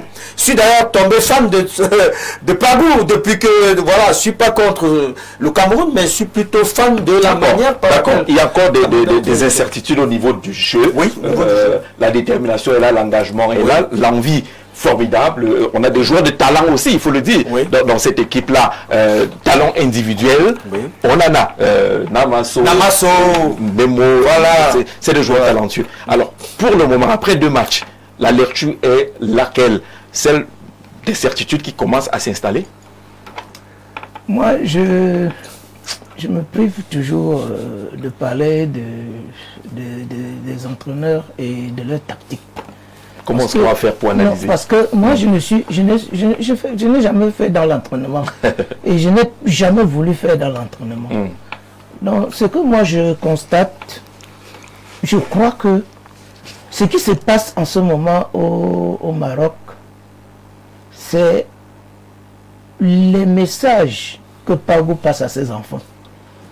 Je crois que c'est ce qui est le plus important. Parce qu'un entraîneur, je crois que monsieur, il est entraîneur, il peut dire aux enfants, voilà comment je voudrais que vous jouez. Quand les enfants arrivent sur le stade, ils jouent par rapport à l'adversaire. Et ils jouent ce qu'ils savent faire, ce qu'ils savent faire avec le ballon. Donc moi, je n'entre pas trop dans les schémas tactiques, Ce que moi, je constate avec cette équipe nationale, c'est que d'un match à un autre, il y a quand même quelque chose qui s'améliore. Et c'est ça le plus important pour moi. Les certitudes, bon, je ne sais pas sur quel plan vous voulez parler des certitudes, mais ce que moi je sais et ce que moi je vois, c'est que cette équipe s'améliore au fur des matchs. Qu'est-ce qui s'améliore? L'état d'esprit ou la qualité de jeu? La qualité de jeu. Et puis, je dis que la qualité de jeu part du message que l'entraîneur passe aux enfants avant le match. Parce que c'est très important le message. Si l'entraîneur n'est pas capable, dans un message, de dire aux enfants ce qu'il attend d'eux, c'est très très dangereux. Parce que même à la mi-temps, les entraîneurs, il est entraîneur.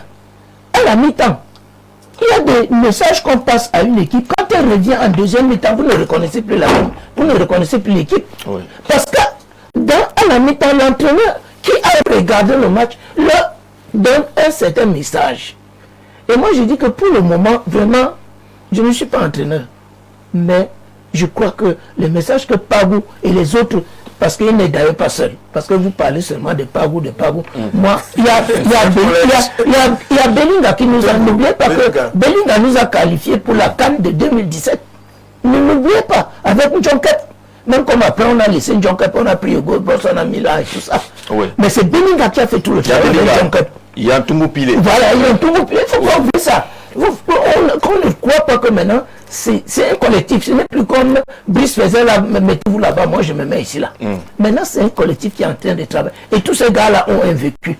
Et je crois que c'est ça qui va faire la force de cette équipe nationale. N'importe comment, moi je suis convaincu que cette équipe va aller loin. D'accord. Allez, vous êtes un peu comme Gabriel Michel Tchoudjem, même comme vous souhaitez, ce qui n'est plus possible. Il dit, je fais la prophétie selon laquelle le Cameroun remportera cette CAN si et seulement si l'entraîneur Pagou fait venir d'urgence le gardien de but international André Onana. Ce n'est plus possible, car le gardien de but titulaire en ce moment n'est pas rassurant à 100%.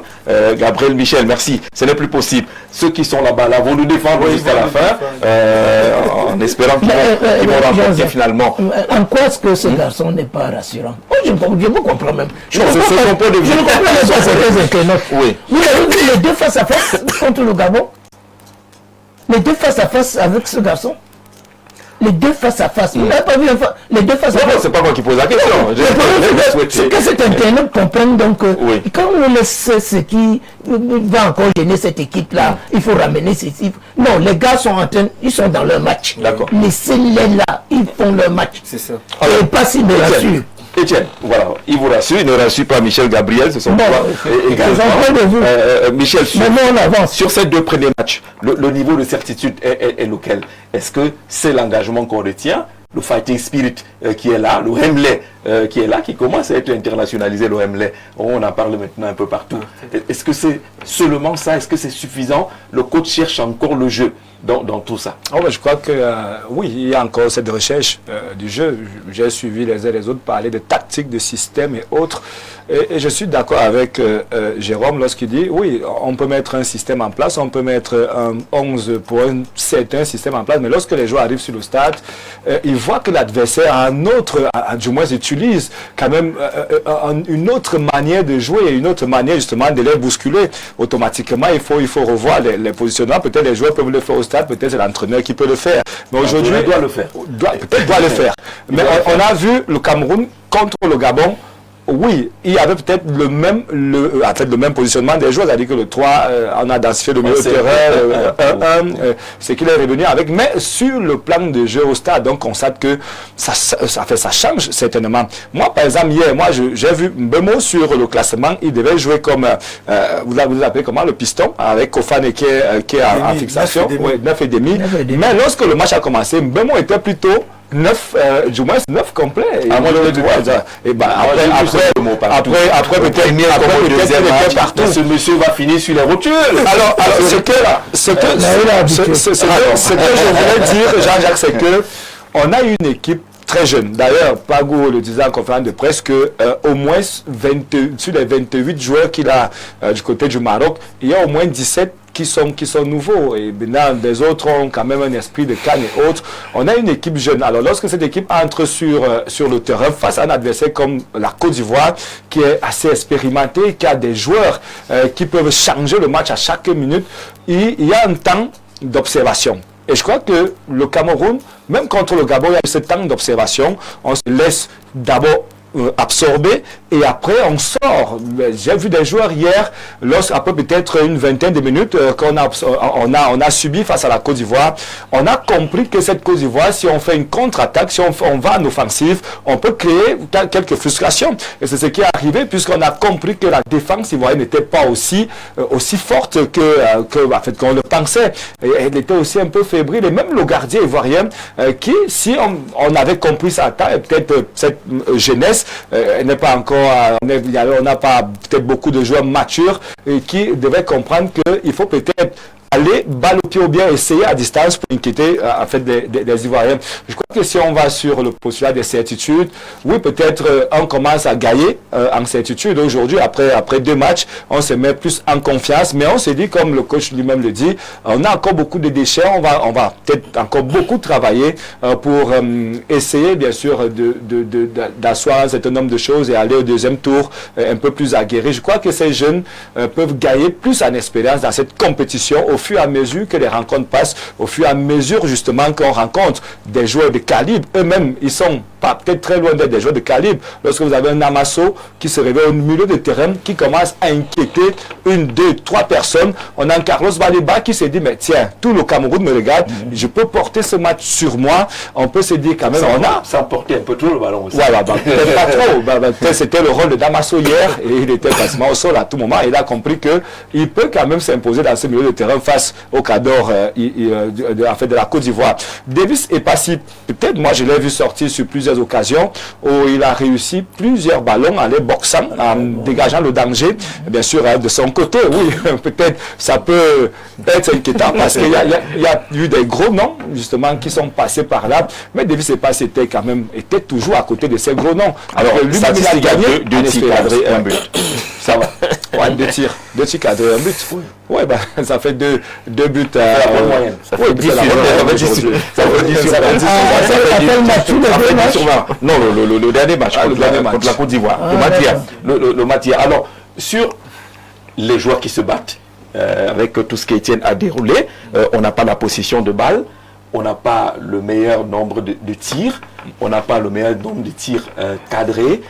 Ça fait quand même qu'on subit un peu trop. Est-ce que ça n'inquiète pas lorsqu'on rencontrera une équipe qui est en football total, un peu comme le Mozambique, où tout le monde joue à la fois? Ok, je vais parler sous le contrôle du coach là, sur le plateau. Ça dépend de chaque entraîneur. Il y a des entraîneurs qui se préparent pour subir et pour faire les attaques rapides. Il y a des entraîneurs qui préfèrent avoir la possession de balle pour faire mal.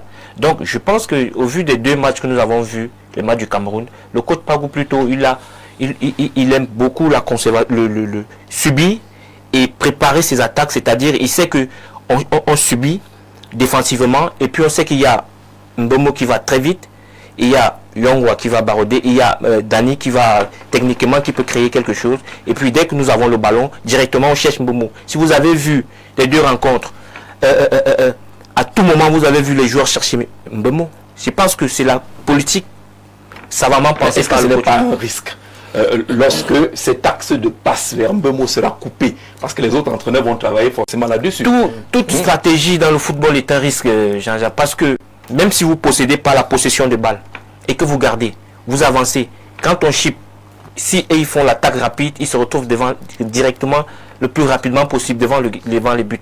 Donc on va juste dire qu'à force de percer, c'est peut-être dangereux, parce que si on joue contre une équipe joueuse qui vraiment cache le ballon, joue avec les espaces, les intervalles et autres, et à un moment donné que les organismes de nos joueurs, des Lions, soient usés, je pense qu'ils pourront trouver des angles de passe. Mais sinon, moi personnellement en tant que footballeur, ça ne me gêne pas de voir cette tactique-là. C'est-à-dire, on supporte, c'est un peu comme les Italiens. Mais au fil d'une compétition, ça peut être limitant. Parce que là, c'est une compétition. Ce n'est pas des éliminatoires qui interviennent après 1 mois où vous allez subir, mais là, vous devez subir tous les 3 jours. Oui, je voulais dire que, pour rebondir sur ce que mon frère disait, vous savez, Jean-Jacques, vous avez dit le temps des certitudes pour les Lions. Si on veut la certitude, il faudrait qu'on puisse parfaire l'animation de jeu. Parce que c'est là le problème. L'animation de jeu. Et parce que quand on voit les Lions jouer, on a l'impression que l'assimilation, ils n'ont pas assimilé à 100% l'animation de jeu, l'organisation de jeu. Ça veut dire que quoi? Ça veut dire que, comme je l'ai vu, parce que je crois que Pagou, c'est quelqu'un qui connaît le football. Parce que vous avez vu, on a joué avec une organisation spatiale en 3-5-2, avec possibilité de varier cette organisation. C'est-à-dire, comme on dit en entraînement, Vous commencez avec une organisation de jeu, par exemple en 4-4-2 ou 4-3-3, avec possibilité de flexion, avec flexibilité. Ça veut dire que quoi? Ça veut dire que à un moment donné, si on a commencé comme Pagou le fait, ça c'est notre plan de jeu, 3-5-2, à un moment donné, ce 3-5-2 se transforme en 5-3-2. Par exemple, ils l'ont fait. Et c'est ça, je pense qu'il faudrait insister. Pour qu'on atteigne vraiment la certitude, il faudrait insister sur l'explication. Qu'est-ce que je veux dire? Nous avons 3 défenseurs, 3 libéraux. Nous avons 3 libéraux. En fait, c'est 3 patrons. Oui. Tchemalone, USM Alger, Kotor, il joue à la Gantoise, Tolo qui joue aux États-Unis. Il faudrait que quand on a le ballon, quand on est en possession, hein, parce que quand on est en possession et que le ballon, quand on le conserve et qu'on progresse, parce que c'est eux qui le conservent et sortent le ballon. Ce sont les 3 patrons là qui sortent le ballon. Et que le ballon arrive au niveau du milieu du terrain, c'est-à-dire soit Baléba, soit Arthur, soit Namasso, ou alors Chamado ou Alain, que les mêmes joueurs, c'est-à-dire ces 5 joueurs, plus les 3 libéraux, soient au déséquilibre, comme on le dit. C'est-à-dire soient prêts à prendre au dépourvu, à surprendre à tout moment l'adversaire. Ça, c'est le système de Pep Guardiola qui revient ici, parce qu'en réalité, c'est ça qu'on est en train d'appliquer ici. Ça veut dire que quoi? Ça veut dire que pour battre une défense, il faudrait qu'on explique davantage aux joueurs qu'ils doivent jouer groupés, ils doivent jouer ensemble, ils doivent jouer commun. Chacun doit se sentir responsable de l'autre pour pouvoir densifier, comme on le dit, créer le surnombre au niveau des attaques. Là, avec n'importe quelle équipe, on pourra faire la différence. On a un système que Pagou est venu, il est tout à fait nouveau. Hein. Le Cameroun n'a presque jamais joué avec le 3-5-2. On a été habitué à d'autres schémas. Oui, à d'autres schémas. 4-3-3. On a 3 défenseurs maintenant. Mais lorsqu'on regarde le match d'hier, en dehors de l'énergie qu'il a fallu donner, pour Mbemo, pour Namasso, beaucoup de dépenses en termes d'énergie. Mais on a quand même vu également qu'au niveau de ces 3 libéraux-là, on a perdu beaucoup de duels, notamment à Yéria, sur Tchemalone. Si par, je ne sais pas comment elle appelle, l'avancante ivoirien était un peu plus adroit et incisif, Bayo, voilà, s'il était aussi mine de la tête, on aurait beaucoup souffert également sur les duels. Sur les couloirs, Diomandé est passé plusieurs fois. On a également avec Diallo. Oui, moi je peux parler des faits de jeu, mais pas des tactiques comme... C'est le coach. Hein. Oui, moi ce qui m'a un peu gêné avec Tché Malone, c'est ses relances. Parce que chaque fois quand il relançait les ballons, c'était à l'adversaire. Moi je ne comprends pas pourquoi il se précipite à relancer des ballons alors qu'il sait que les ballons ne vont pas atteindre l'objectif. Donc c'est ce qui m'a un peu gêné sur Tché Malone. Bon, nous, Tolo, moi, le but qu'on prend, c'est parce que nous, Tolo a reculé. Oui. Parce que lorsque ils sont en contre-attaque. Oui. Notre piston droit qu'on appelle Chamade a été bien même bouffé. Et comment a levé la tête, il a vu il a juste fait la traversade. Maintenant, le gars prend le ballon, Tolo commence à reculer. Il est en déséquilibre. Tu ne peux pas être un défenseur. Le coach est là. Mieux attaquer un attaquant du type de Amad Diallo avant les 18 mètres. Commettre même la faute. Mais quand tu te mets à reculer, et quand il s'est mis à reculer, Baléba a compris que c'était... C'est mauvais. Mais lorsqu'il est arrivé, c'était tard. Parce que les gens disent, oh, il fallait que Passy décale vers la droite. Non. Nous regardons ce match-là, mon cher Jean-Jacques Zé. Les deux comme celui de Damala, c'est en une fraction de seconde. Oui. Pendant que vous êtes là, vous croyez que ça va prendre le temps. Non.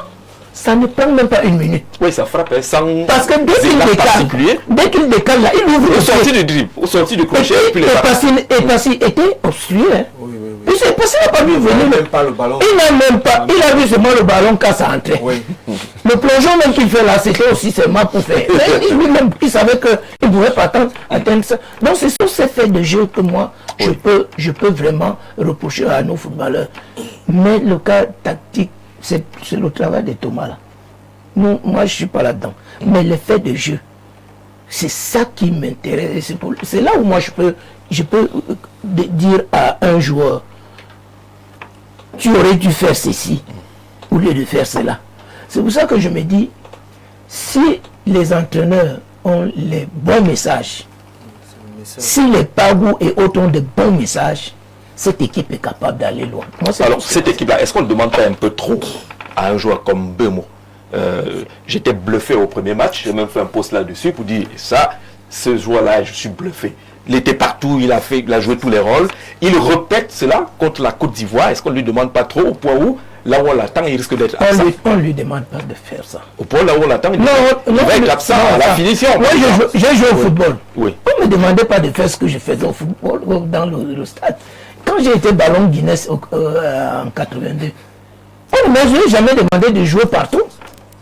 Mais quand tu sens la nécessité que tu peux apporter à ton équipe, ta qualité technique, tu le fais. On n'a pas besoin de te le demander. Et moi, je dis que Bemo va tenir comme ça jusqu'à la fin. Parce qu'il est d'abord technique. Il est physique. S'il ne joue pas comme ça, il ne peut pas jouer autrement. Alors, est-ce qu'on n'a pas un beau mot en compensation? Le fait qu'il soit un peu partout, est-ce qu'il n'est pas là pour refermer les trous, les brèches? Parce qu'il semble qu'il y en a beaucoup. Si vous avez un joueur qui se retrouve un peu partout comme ça, ça veut dire qu'il y a beaucoup de brèches. Jean-Jacques, oui. Vous faites bien de le dire, il n'est pas le seul. Parce que je me suis amusé à regarder les données statistiques, les datas de Arthur lors du premier match. Oui, il a pratiquement fait presque la même chose. Voilà. Il jouait sur tous les couloirs. Le problème, c'est que notre schéma, notre organisation spatiale, le 3-5-2 est très exigeant. Oui. Donc, vous avez 2-3 fonctions. Il faut le savoir. C'est-à-dire que vous êtes attaquant, mais vous devez avoir l'apport défensif. À tout moment, vous êtes défenseur, vous devez avoir un apport offensif à tout moment. Donc ces joueurs-là ont 2 ou 3 fonctions. C'est ça le véritable problème avec cette organisation de jeu, qui pour moi demande peut-être beaucoup d'énergie. Mais ils sont jeunes, Jean-Jacques. Ils sont jeunes. Tu dois courir, pas tu dois souffrir pour gagner un match. Et je pense que ils sont disposés à ça. Donc, tout le monde, ils le font. Il faut savoir que ce soit Namasso ou Junior Chamade, qui joue dans Stock City, il a 83 apparitions actuellement, valeur marchande 25 millions d'euros. Je crois 3 buts marqués avec Stock City. Il est capable actuellement de remplir cette tâche-là. On leur a dit, parce que quand vous jouez avec... j'ai entendu quelqu'un dire que Pagou assume. Oui, il assume. Je crois que la profondeur aussi du banc de touche, je crois que Jean-Jacques, on pourra s'interroger sur la profondeur de son banc de touche. Je crois qu'il n'y a pas d'inquiétude là-dessus. Donc, jouer en compensation, avoir quelqu'un comme Brian Mbeumo, l'exemple de Brian que vous avez pris, par exemple, qui revenait pratiquement en défense. Ça c'est très important ce que vous dites, Jacques. Mais c'est ce système, c'est le trou. Mais le risque, est-ce qu'on ne le perd pas finalement là où on l'attend le plus? La finition, qui sont encore lucides comme son compère de l'équipe de Manchester United, Diallo. Oui, justement, on l'attend de plus, ça dit qu'à la finition, comme vous êtes en train de dire. Mais pour moi, je préfère avoir un Mbeumo qui donne tout et on fait un match nul ou on gagne, que d'avoir un Mbeumo peut-être là-bas à la finition qui attend et ça ne vient pas. Et ça ne vient pas. D'accord. On est justement sur ces choix là, sur le choix de l'entraîneur, sur le contenu du jeu. On a quand même vu beaucoup de centres qui sont, j'allais dire, mal exploités par les attaquants ivoiriens. On voit également au moins 3 ou 4 ballons qui sont remis à l'entrée de la surface. Amad Diallo en a eu 2, Kessié en a eu également.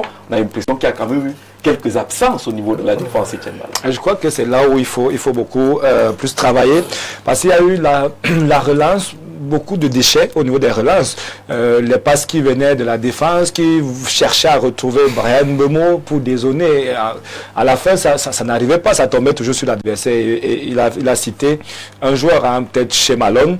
Oui, il a peut-être reçu beaucoup de critiques lors de la première rencontre, Gabon-Cameroun. Il y avait les mêmes déchets.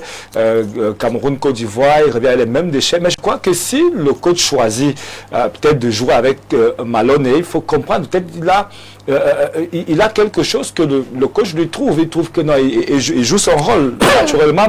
Peut-être ce n'est pas à Malone de donner les ballons devant, peut-être parce que le milieu... Il manque un relais. Oui, il manque peut-être un relais et il est obligé peut-être de chasser, mais il joue certainement ce que le coach lui demande de jouer. Mais par contre, avec un gars comme Samuel Kotor, qui quand même, il avait de bonnes relances, il réussissait à trouver soit Bryan Mbeumo, il réussissait à trouver peut-être Kofane d'un côté, mais je crois qu'il faut beaucoup travailler et il y a justement ce que vous êtes en train de dire, Jean-Jacques, que les ballons viennent, ça se perd au niveau de la défense, on retrouve facilement les Ivoiriens comme hier. Et c'est pour ça qu'on peut avoir à l'entrée des 16 mètres, beaucoup de frappes. Malheureusement, les frappes qui passaient toujours dans le décor, c'est-à-dire que même les Ivoiriens n'avaient pas compris, même ils avaient beaucoup de déchets, du moins ça c'est absolument à ce niveau. Donc, moi je crois qu'il faut peut-être réorganiser le système de jeu. C'est vrai que peut-être comme Jérôme Abom ne connaît pas peut-être ces choses, les tactiques de 3-5 et autres, 4-4 et autres. Donc, mais je crois qu'il faut peut-être réorganiser.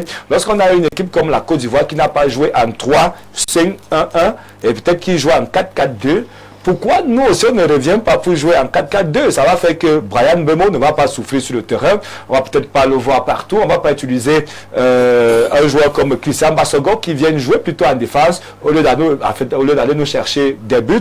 On va pas avoir un gars comme le 22 de Osasuna qui est entré, on l'appelle non pas Kemen, oui, le défenseur Boyomo qui est entré et qui arrive, il est obligé d'entrer dans le choc directement. Donc ça va faire que tout le monde connaît, on n'aura pas des énergies qu'on va dépenser pour rien au stade. On aura peut-être nos défenseurs normalement, nos milieux normalement, et puis nos deux attaquants. On ne va pas avoir des trucs qui se perdent sur le terrain, quelqu'un qui court. Avant d'entrer dans les choix, les remplacements, parce qu'il y a un autre aspect qui concerne les choix, les remplacements et autres, la titularisation de Kofane.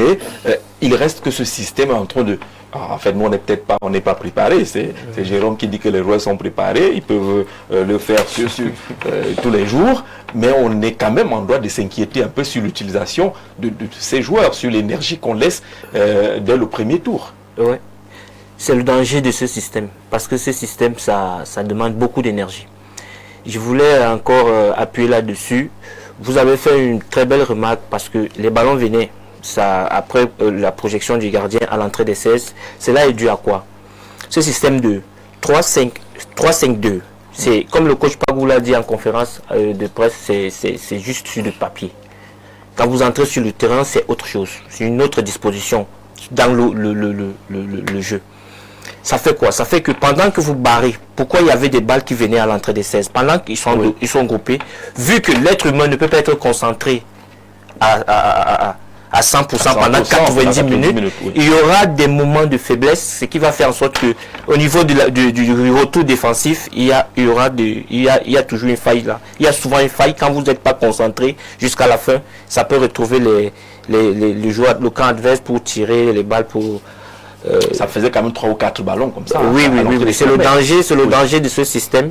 Quand j'ai tiré un coup de chapeau à ces joueurs qui ont accepté, parce que généralement le coach il discute souvent avec les joueurs cadres du système, et quand tu acceptes, tu vas donner à 100%, il te dit si tu peux donner à 100%, tu peux te donner à 100% et puis tu peux te donner. Vous voyez quelqu'un comme Mbeumo sacrifier son football pour défendre. Ça me rappelle Samuel Eto'o en Italie. À l'Inter. À l'Inter. Oui. Je pense que c'est le même système. Basogo, il est entré, il a fait comme Samuel Eto'o. Et ça, c'est pour dire que le coach Pagou, il veut d'abord assurer la défense avant de déployer sa stratégie pour chercher à marquer. D'accord. Il fait donc un choix fort. Là, il nous a fait du Pagou. Personne ne l'attendait. En titularisation Kofane. Lorsque tout le monde voyait Kal Eta et Eyon sur cette affaire-là. Un choix surprenant, un choix porteur, un choix... Qu'est-ce qui peut motiver ce choix finalement, Jérôme? Non, moi, je ne sais pas qu'est-ce qui peut motiver ce choix de Kofan, en lieu et place peut-être d'État qui a fait un bon match au premier match. Mais moi, je voulais revenir un peu sur les dispositions des joueurs là, parce que Mbala a dit tout à l'heure que je ne maîtrise pas les schémas et tout ça. Non, c'est vrai. C'est vrai. Moi, je voulais confirmer ça. Mais je voulais dire que qu'on soit en 4-4, en 4 machins, 4 n'importe quoi. Tu comprends, hein, moi, je te parle du footballeur que j'ai été. Tout ce tourne-là, c'est le schéma type là, c'est le 4-2-4.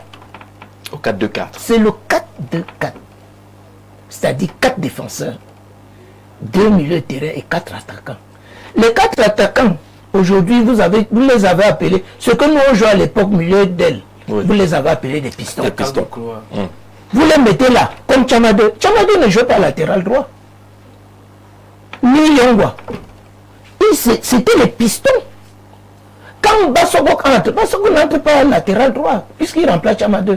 Il est piston. C'est lui qui a voulu rester là comme défenseur. Alors qu'il devait être porté. Lorsqu'on défend, il vient, il se met dans la main. Lorsqu'on attaque, il devrait être dans les ailes. Il devient attaquant. Il devait être attaquant.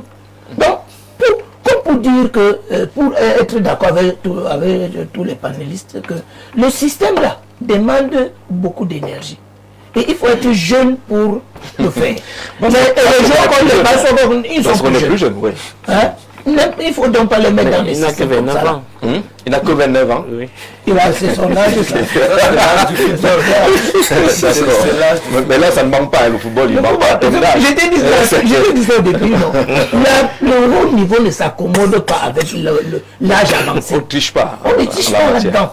C'est pour ça qu'un gars comme... Là, il y a les mangas. Au Gabon, là où il fait l'exploit de Paul Biya. Sauf que Paul Biya ne paye pas. C'est pour ça que vous pouvez tourner cette affaire dans tous les sens. Quand on a un certain âge, non, il ne faut pas... Mais ça explique les choix du coach de mettre de côté des joueurs d'un certain âge. On voit ce système qu'il applique. Vraiment, il ne faut pas aller que quelqu'un voit les poumons arrêtés là-bas. Et puis le championnat là a une... Je dis ça à l'entame, que le championnat a une intensité que je n'ai jamais vue. C'est toutes les équipes là en veulent. Toutes les équipes là en veulent. Quand ils entrent dans le stade, tout le monde veut jouer au ballon. Donc il n'y a pas de demi-mesure. Il faut pas, on ne triche pas là-dedans.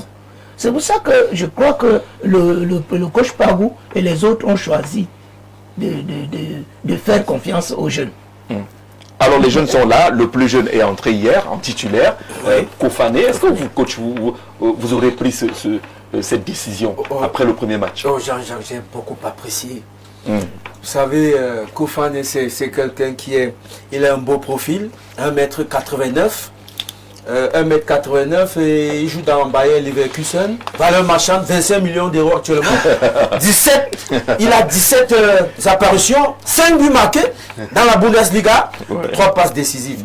Donc c'est un joueur c'est du costaud, il est grand de taille, voilà, je pense que le profil était bien choisi.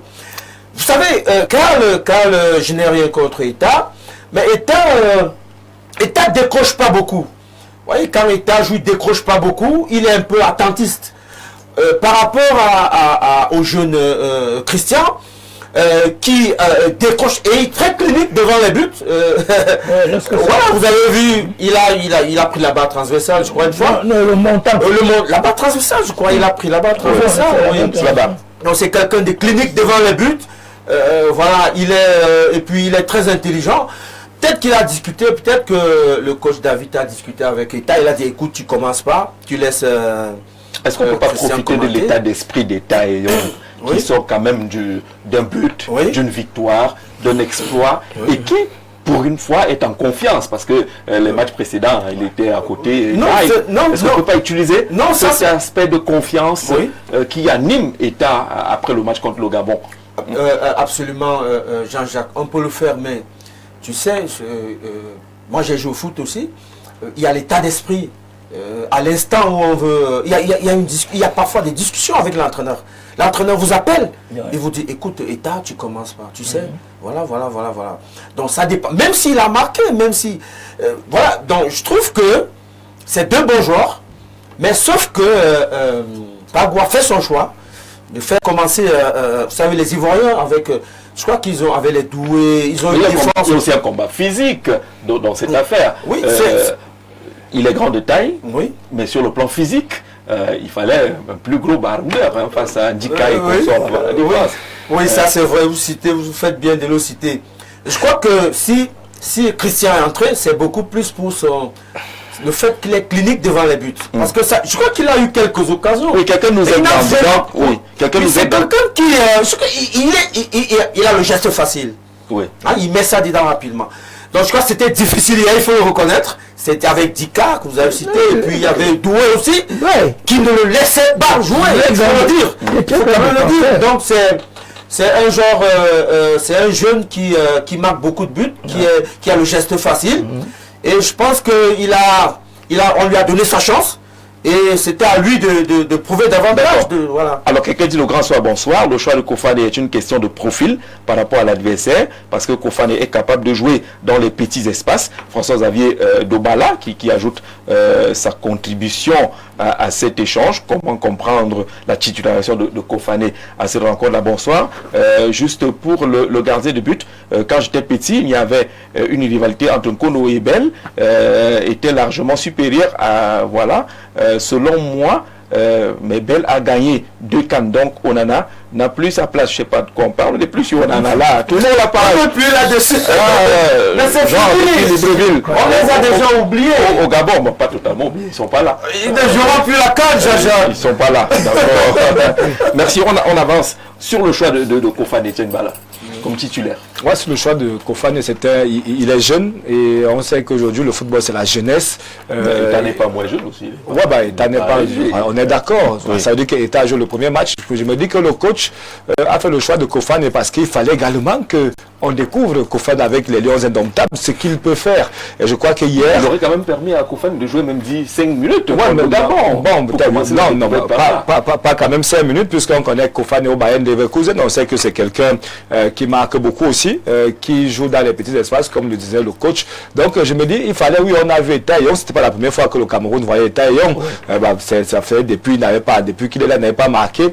Au match contre le Gabon, il a marqué, on a compris que oui, c'est quelqu'un sur qui on peut compter. Mais on a sur le banc de touche un jeune également, qui est un jeune lourd dans l'ombre, qui arrive, qui est là et que tout le monde connaît, que l'international connaît. On sait que le Cameroun, dans son banc de touche, il a quand même une profondeur à la personne de Kofane au niveau de l'attaque. Donc, je me dis, le coach s'est dit, oui, il faut que j'essaye aussi ce petit. Je vois ce qu'il peut nous démontrer hier. Je crois qu'il n'est pas passé à côté du match. Malgré que, oui, la Côte d'Ivoire a eu 51% contre 49% pour le Cameroun. Vous comprenez que le match était assez équilibré. 17 tirs, par exemple, pour la Côte d'Ivoire, 15 pour le Cameroun, 2 cadrés pour la Côte d'Ivoire, 1 cadré pour le Cameroun. Mais on finit par un match nul. On n'était pas très loin justement d'un match de grande finale. Donc je me dis, et si moi j'étais à la place du coach contre le Mozambique, je remettais maintenant Kofane comme attaquant. Et bien sûr, je fais toujours attendre Karl Taillon, qui lui peut-être est en confiance, il a un but, il sait qu'à tout moment, il va perdre la coupe. Non, il ne va pas perdre parce que là, il s'est dit, lorsqu'il va entrer, il s'est dit qu'il a toujours un but. Ou alors, pourquoi ne même pas mettre les deux et densifier, comme Jérôme Mabo me disait tout à l'heure, qu'à l'époque, on savait qu'on jouait avec les ailiers. Donc, densifier de ce côté, c'est-à-dire qu'on laisse nos deux attaquants, Karl Taillon et Christian Kofane. Maintenant, on revient au niveau du milieu, puisque vous avez vu Bryan Mbeumo courir partout. Oui, il a défendu, là, attaqué. Il est offensif, en même temps défensif, un peu comme Bruno disait tout à l'heure, que peut-être c'est un système. Le coach dit, on attaque tous ensemble, on défend tous ensemble, et c'est ce qui se passe aujourd'hui. Peut-être revenir avec un Bryan Mbeumo qui, au milieu du terrain, vient composer le milieu du terrain pour jouer comme à l'époque, quand on parlait des ailiers. Et à tout moment, il pourra donc servir les Christian Kofane et Karl Taillon comme attaquant de fixation. Bruno, sur la question, la titularisation de Kofane, après le match face au Gabon, la victoire 1-0. Et enfin, Karl Taillon qui ouvrait compteur de buts avec l'équipe nationale du Cameroun. Est-ce qu'on n'a pas couru trop de risques, et même psychologiques, pour Kaleta? C'est dommage pour Eta. C'est dommage parce que moi également, je l'ai trouvé bien. Parce que j'aime les barreurs. Maintenant, sur la performance de Christian, je l'ai trouvé un peu nonchalant. Sinon, il a le geste facile, c'est vrai. C'est un tueur, ça c'est sûr. Mais hier, je l'ai trouvé un tout petit peu nonchalant. J'avais l'impression... Il aurait été bien face au Gabon, par exemple. Voilà. Avec une défense... Donc, je l'ai trouvé, il se posait certainement des questions. Je joue contre la Côte d'Ivoire et puis on m'a titularisé, des trucs. Puisque ça fait pas longtemps qu'il est à l'étranger. Donc c'était vraiment, moi en tant que footballeur, je sais j'imagine ce qu'il pouvait penser. Ce qui a d'ailleurs valu la performance. Parce qu'il n'était pas le Christian que nous connaissons. J'avais l'impression qu'il était un tout petit peu... Même physiquement, on avait l'impression que il n'est pas prêt, il n'était pas prêt, il a été présent 2 ou 3 actions en tant qu'avançant, c'était vraiment, il a fait peur. Ça veut dire que s'il prend la confiance, si vraiment Christian est dans des conditions, s'il met les pieds sur terre et qu'il se dise que c'est vrai, je suis en Coupe d'Afrique et puis quoi. Je pense qu'on peut avoir le Christian qu'on voit à l'étranger. Et c'est même le cas avec chez Malone, Jean-Jacques. Moi, j'ai dit, il y a beaucoup de jeunes joueurs qui découvrent la compétition. C'est leur première fois de venir à une grande compétition. Surtout l'arrivée de chez Malone à cette équipe. Oui, l'arrivée de chez Malone. Remplacer quelqu'un qui n'est pas disponible. Voilà, vous comprenez qu'il y a Wu qui est là. Justement, vous comprenez. Il y a Wu qui est là. Vous comprenez quand même que lorsqu'on les injecte comme ça, ils regardent le banc de touche, ils voient quelqu'un qui jouait tout le temps. Il y a quand même une certaine peur de mal faire parce qu'il a peur qu'on dise que vraiment chez Malone vous avez mal fait, Christian Kofa, comment on vous voit de l'autre côté, mais ils arrivent à une nouvelle compétition, un nouveau maillot, c'est le vert ou jaune en même temps. Je crois que le Lion sur le plateau peut nous dire que lorsque vous arborez ce maillot, c'est très difficile. On a également peur. Hein. Je te coupe pas la parole, je crois que on a oublié l'adrénaline peut-être qui monte aussi d'un cran. Vous savez, on a parfait nos relances. Il y a aussi il y a ce qu'on appelle, comment on appelle ça, je voulais dire, on est là pour aider l'équipe, hein, l'esprit, parce que on est là pour aider l'équipe. Quand on te donne ta chance, tu es là, tu n'es pas là parce que tu vas absolument jouer. Tu es là parce que tu vas aider l'équipe. Si on te donne ta chance, tu aides l'équipe.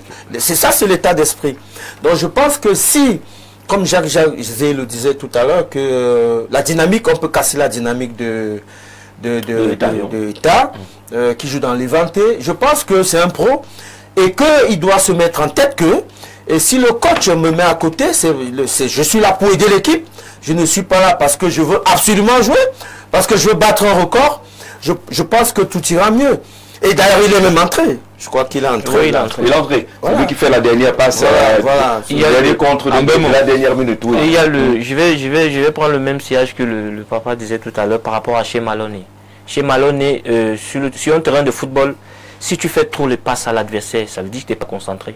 Oui. Ou tu es stressé. C'est deux choses. Tu es stressé. Stressé.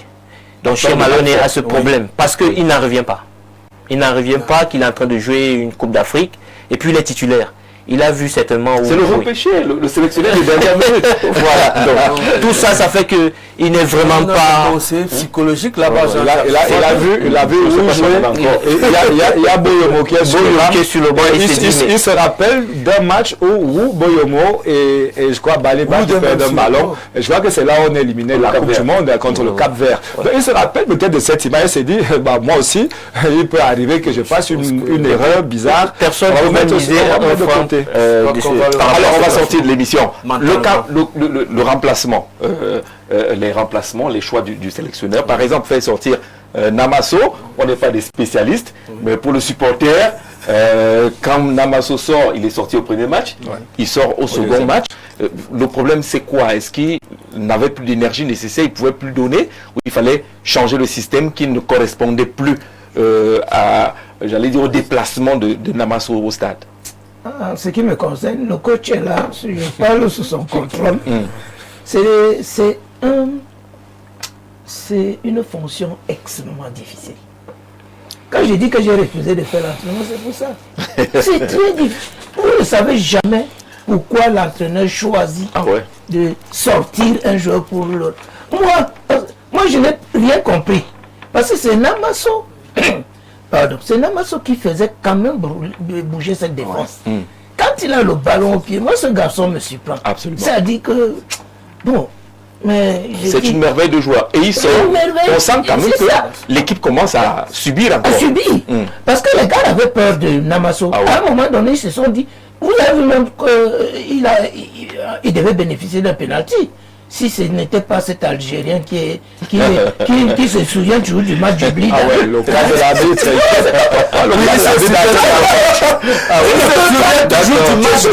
Tu ne peux pas défendre quelqu'un du dos. Forcément, tu fais la faute. Et le Sangaré, là, je crois, était dans le... Lorsque Namasso prépare la frappe, lorsqu'il lève le pied, il a retenu son pied. C'est une faute. C'est une faute. Donc, Namasso est très impactant dans ce match. Oui, très impactant. Moi, je ne comprends pas. Peut-être que si on se rapproche de Pagou, il va nous donner une explication. Mais tant que lui-même ne nous a pas donné une explication, mais on devrait interroger quand même. Oui, c'est pour ça que je dis qu'on s'interroge, nous qui regardions le match. On se demande bien pourquoi il a sorti. On se demande bien. D'accord. Est-ce que c'est un peu l'économie d'énergie? Il sort sur les 2 premiers matchs, hein, l'équipe nationale, il ne joue pas 90 minutes. Je pense que vous venez de répondre à votre question. Je me dis dans la tête du coach Pagou, vu le contexte du match, nous sommes à la 70e minute, je crois. Nous sommes le score c'est de 1-1. Et puis on a 4 points. La Côte d'Ivoire a 4 points.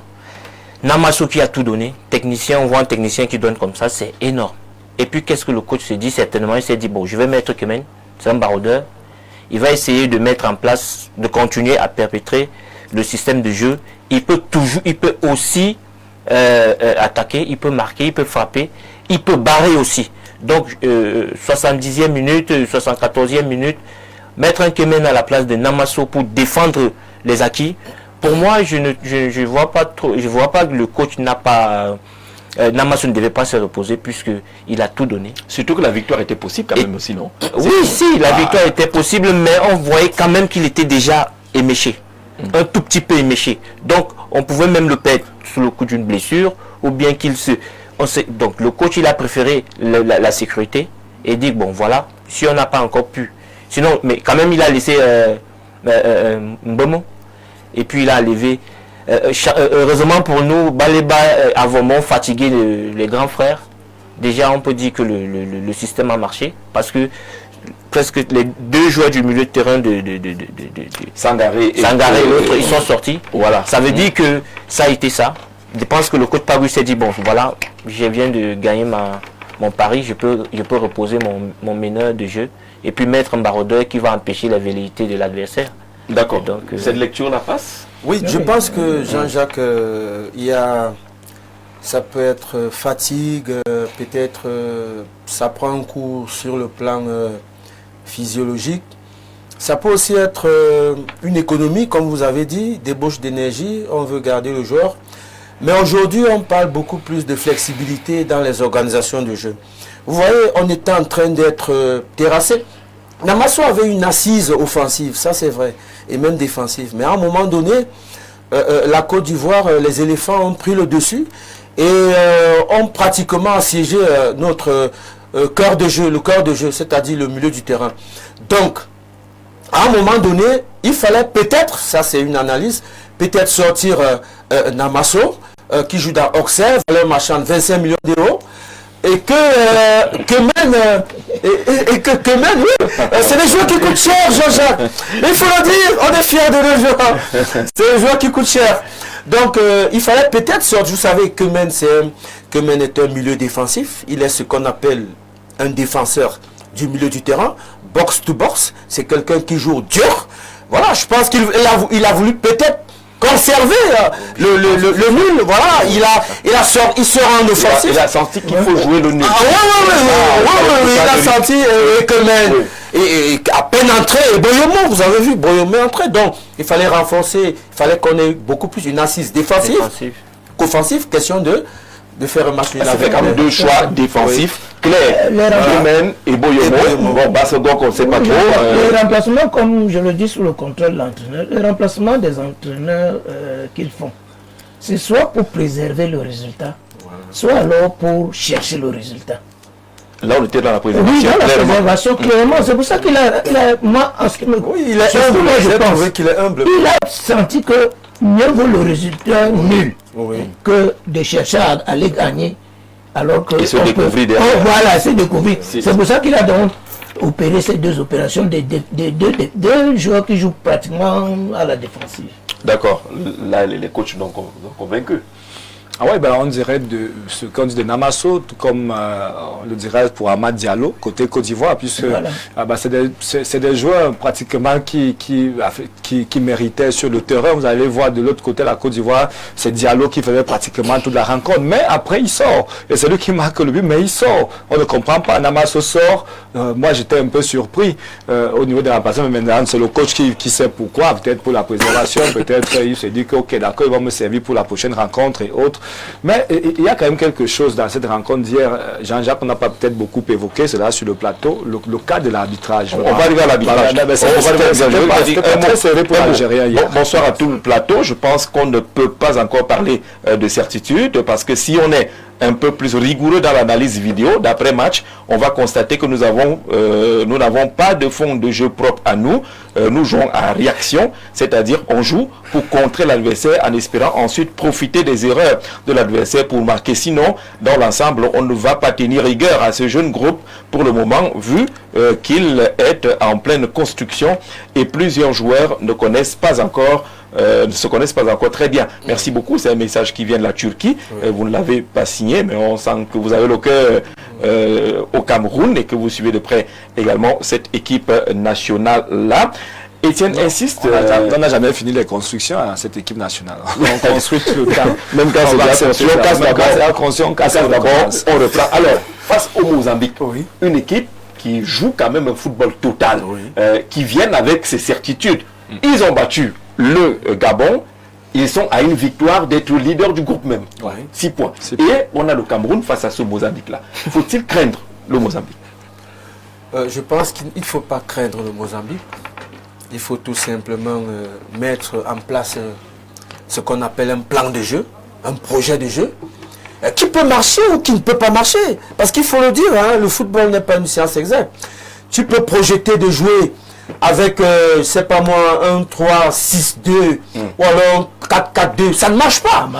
Voilà, dans le football, il faut simplement que on mette en place un bon déploiement stratégique, comme on le dit, une belle animation, c'est-à-dire on organise nos déplacements offensifs, que le coach ait ce qu'on appelle en entraînement le leadership communicationnel et qu'on ait la psychologie de la performance, qu'on explique aux joueurs comment il faut jouer pour pouvoir contenir cette équipe du Mozambique qui sait qu'elle peut jouer sa deuxième place ou sa troisième place. Ou même la première place. Ou même la première place. C'est pas exclu. C'est très dangereux. Lorsqu'on regarde le classement aujourd'hui, Jean-Jacques, on constate que le Gabon est presque sorti.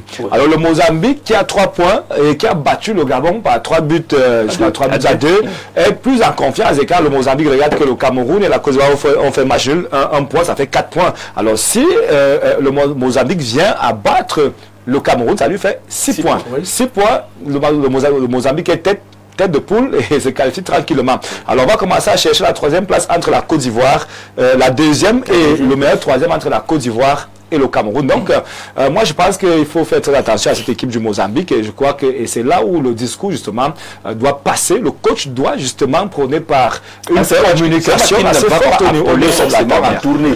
On n'est pas encore au calme pour roder les joueurs. Et on a une équipe qui arrive en totale confiance, le Mozambique, qui veut écrire son histoire et se présente le Cameroun. Oui, le Mozambique veut écrire son histoire. Ce match, on doit respecter le Mozambique. On doit respecter le Mozambique parce que le Mozambique déjà n'est pas là par hasard. Et donc le Mozambique, tout est jouable dans notre poule. Ce qu'on va faire, c'est quoi? C'est de continuer à doper le moral des Lions. Parce que c'est ça qui fait notre force, jusqu'à preuve du contraire. On va parler des tactiques, comme le papa il a dit, on va parler des tactiques, de je sais pas trop quoi. L'Afrique noire, le footballeur noir n'est pas trop tactique. Il est plus mental. Instinctif. C'est pour ça que tu parles de l'Afrique étant milieu offensif, 10, comme on l'appelle au quartier. Arrivé en Europe, on te fait jouer latéral, ou défenseur central, milieu récupérateur. Donc, le discours qu'on va tenir, que le coach devrait ma proposition, modeste proposition, c'est de continuer à dire ce qu'il est en train de dire depuis le début. C'est-à-dire, les Camerounais comptent sur vous. Le président de la fédération a pris un risque à mon moment. Faites-moi honneur, je suis votre père. Travaillez pour moi si vous voulez que je reste là. Continuez de faire ce que vous faites. Je pense que c'est le secret. D'accord. C'est le secret. Jérôme, le Mozambique se présente avec une ferme volonté. Ça n'a pas été facile pour la Côte d'Ivoire de prendre le dessus sur le Mozambique. Ils ont dominé le Gabon, pratiquement 3-0, jusqu'à ce que le Gabon monte un peu 2 buts. Et ils ont la possibilité d'avoir 6 points. C'est un très beau schéma pour une équipe qui aime jouer au football, qui arrive là. Ouais. Sauf que le football n'est pas une mathématique. Et que les matchs se suivent, mais les matchs ne se ressemblent pas. Oui. Et moi, je suis toujours convaincu que le message que les Pabou passent à leurs garçons va déterminer ce match. Et je n'ai aucune appréhension. Vous êtes tout en confiance. Oui, je suis tout en confiance parce que, je l'ai dit tantôt, ces garçons ont un défi à relever. Et quand tu es dans une position de défiance, tu deviens, tu te surpasses. Tu te surpasses. Ouais. Et ces garçons sont dans cette posture-là. Un peu 2017. Oui, comme en 2017. Oui. On ne leur donnait pas... Non, allez-y. Non, venez comme vous voulez là. Maintenant, même Bell a dit que quand vous partez là, vous n'allez même pas gagner 2 matchs. Ces gars-là écoutent tout ça. Ça les motive. Ça donne leur morale. Hein? Quand Bell raconte, non, vous n'allez même pas passer au... C'est la même chose en 90 quand il a dit que vous n'allez rien faire. Mais on est arrivé en quart de finale à la Coupe du Monde en 90. Non, moi je parle déjà de... Donc c'est toujours bien que Bell dise qu'il y a... Oui, mais... Ça ne va pas bien se passer. Non, et ça se passe bien. D'accord, on prend ça comme cela. Monsieur, merci d'être venu. Merci qu'on va se retrouver très vite. Les Lions jouent le 31 décembre à 20h. 20h, oui. 20h. D'accord. On verra comment on va jongler. Le discours du Nomdi. Mais le match va se jouer.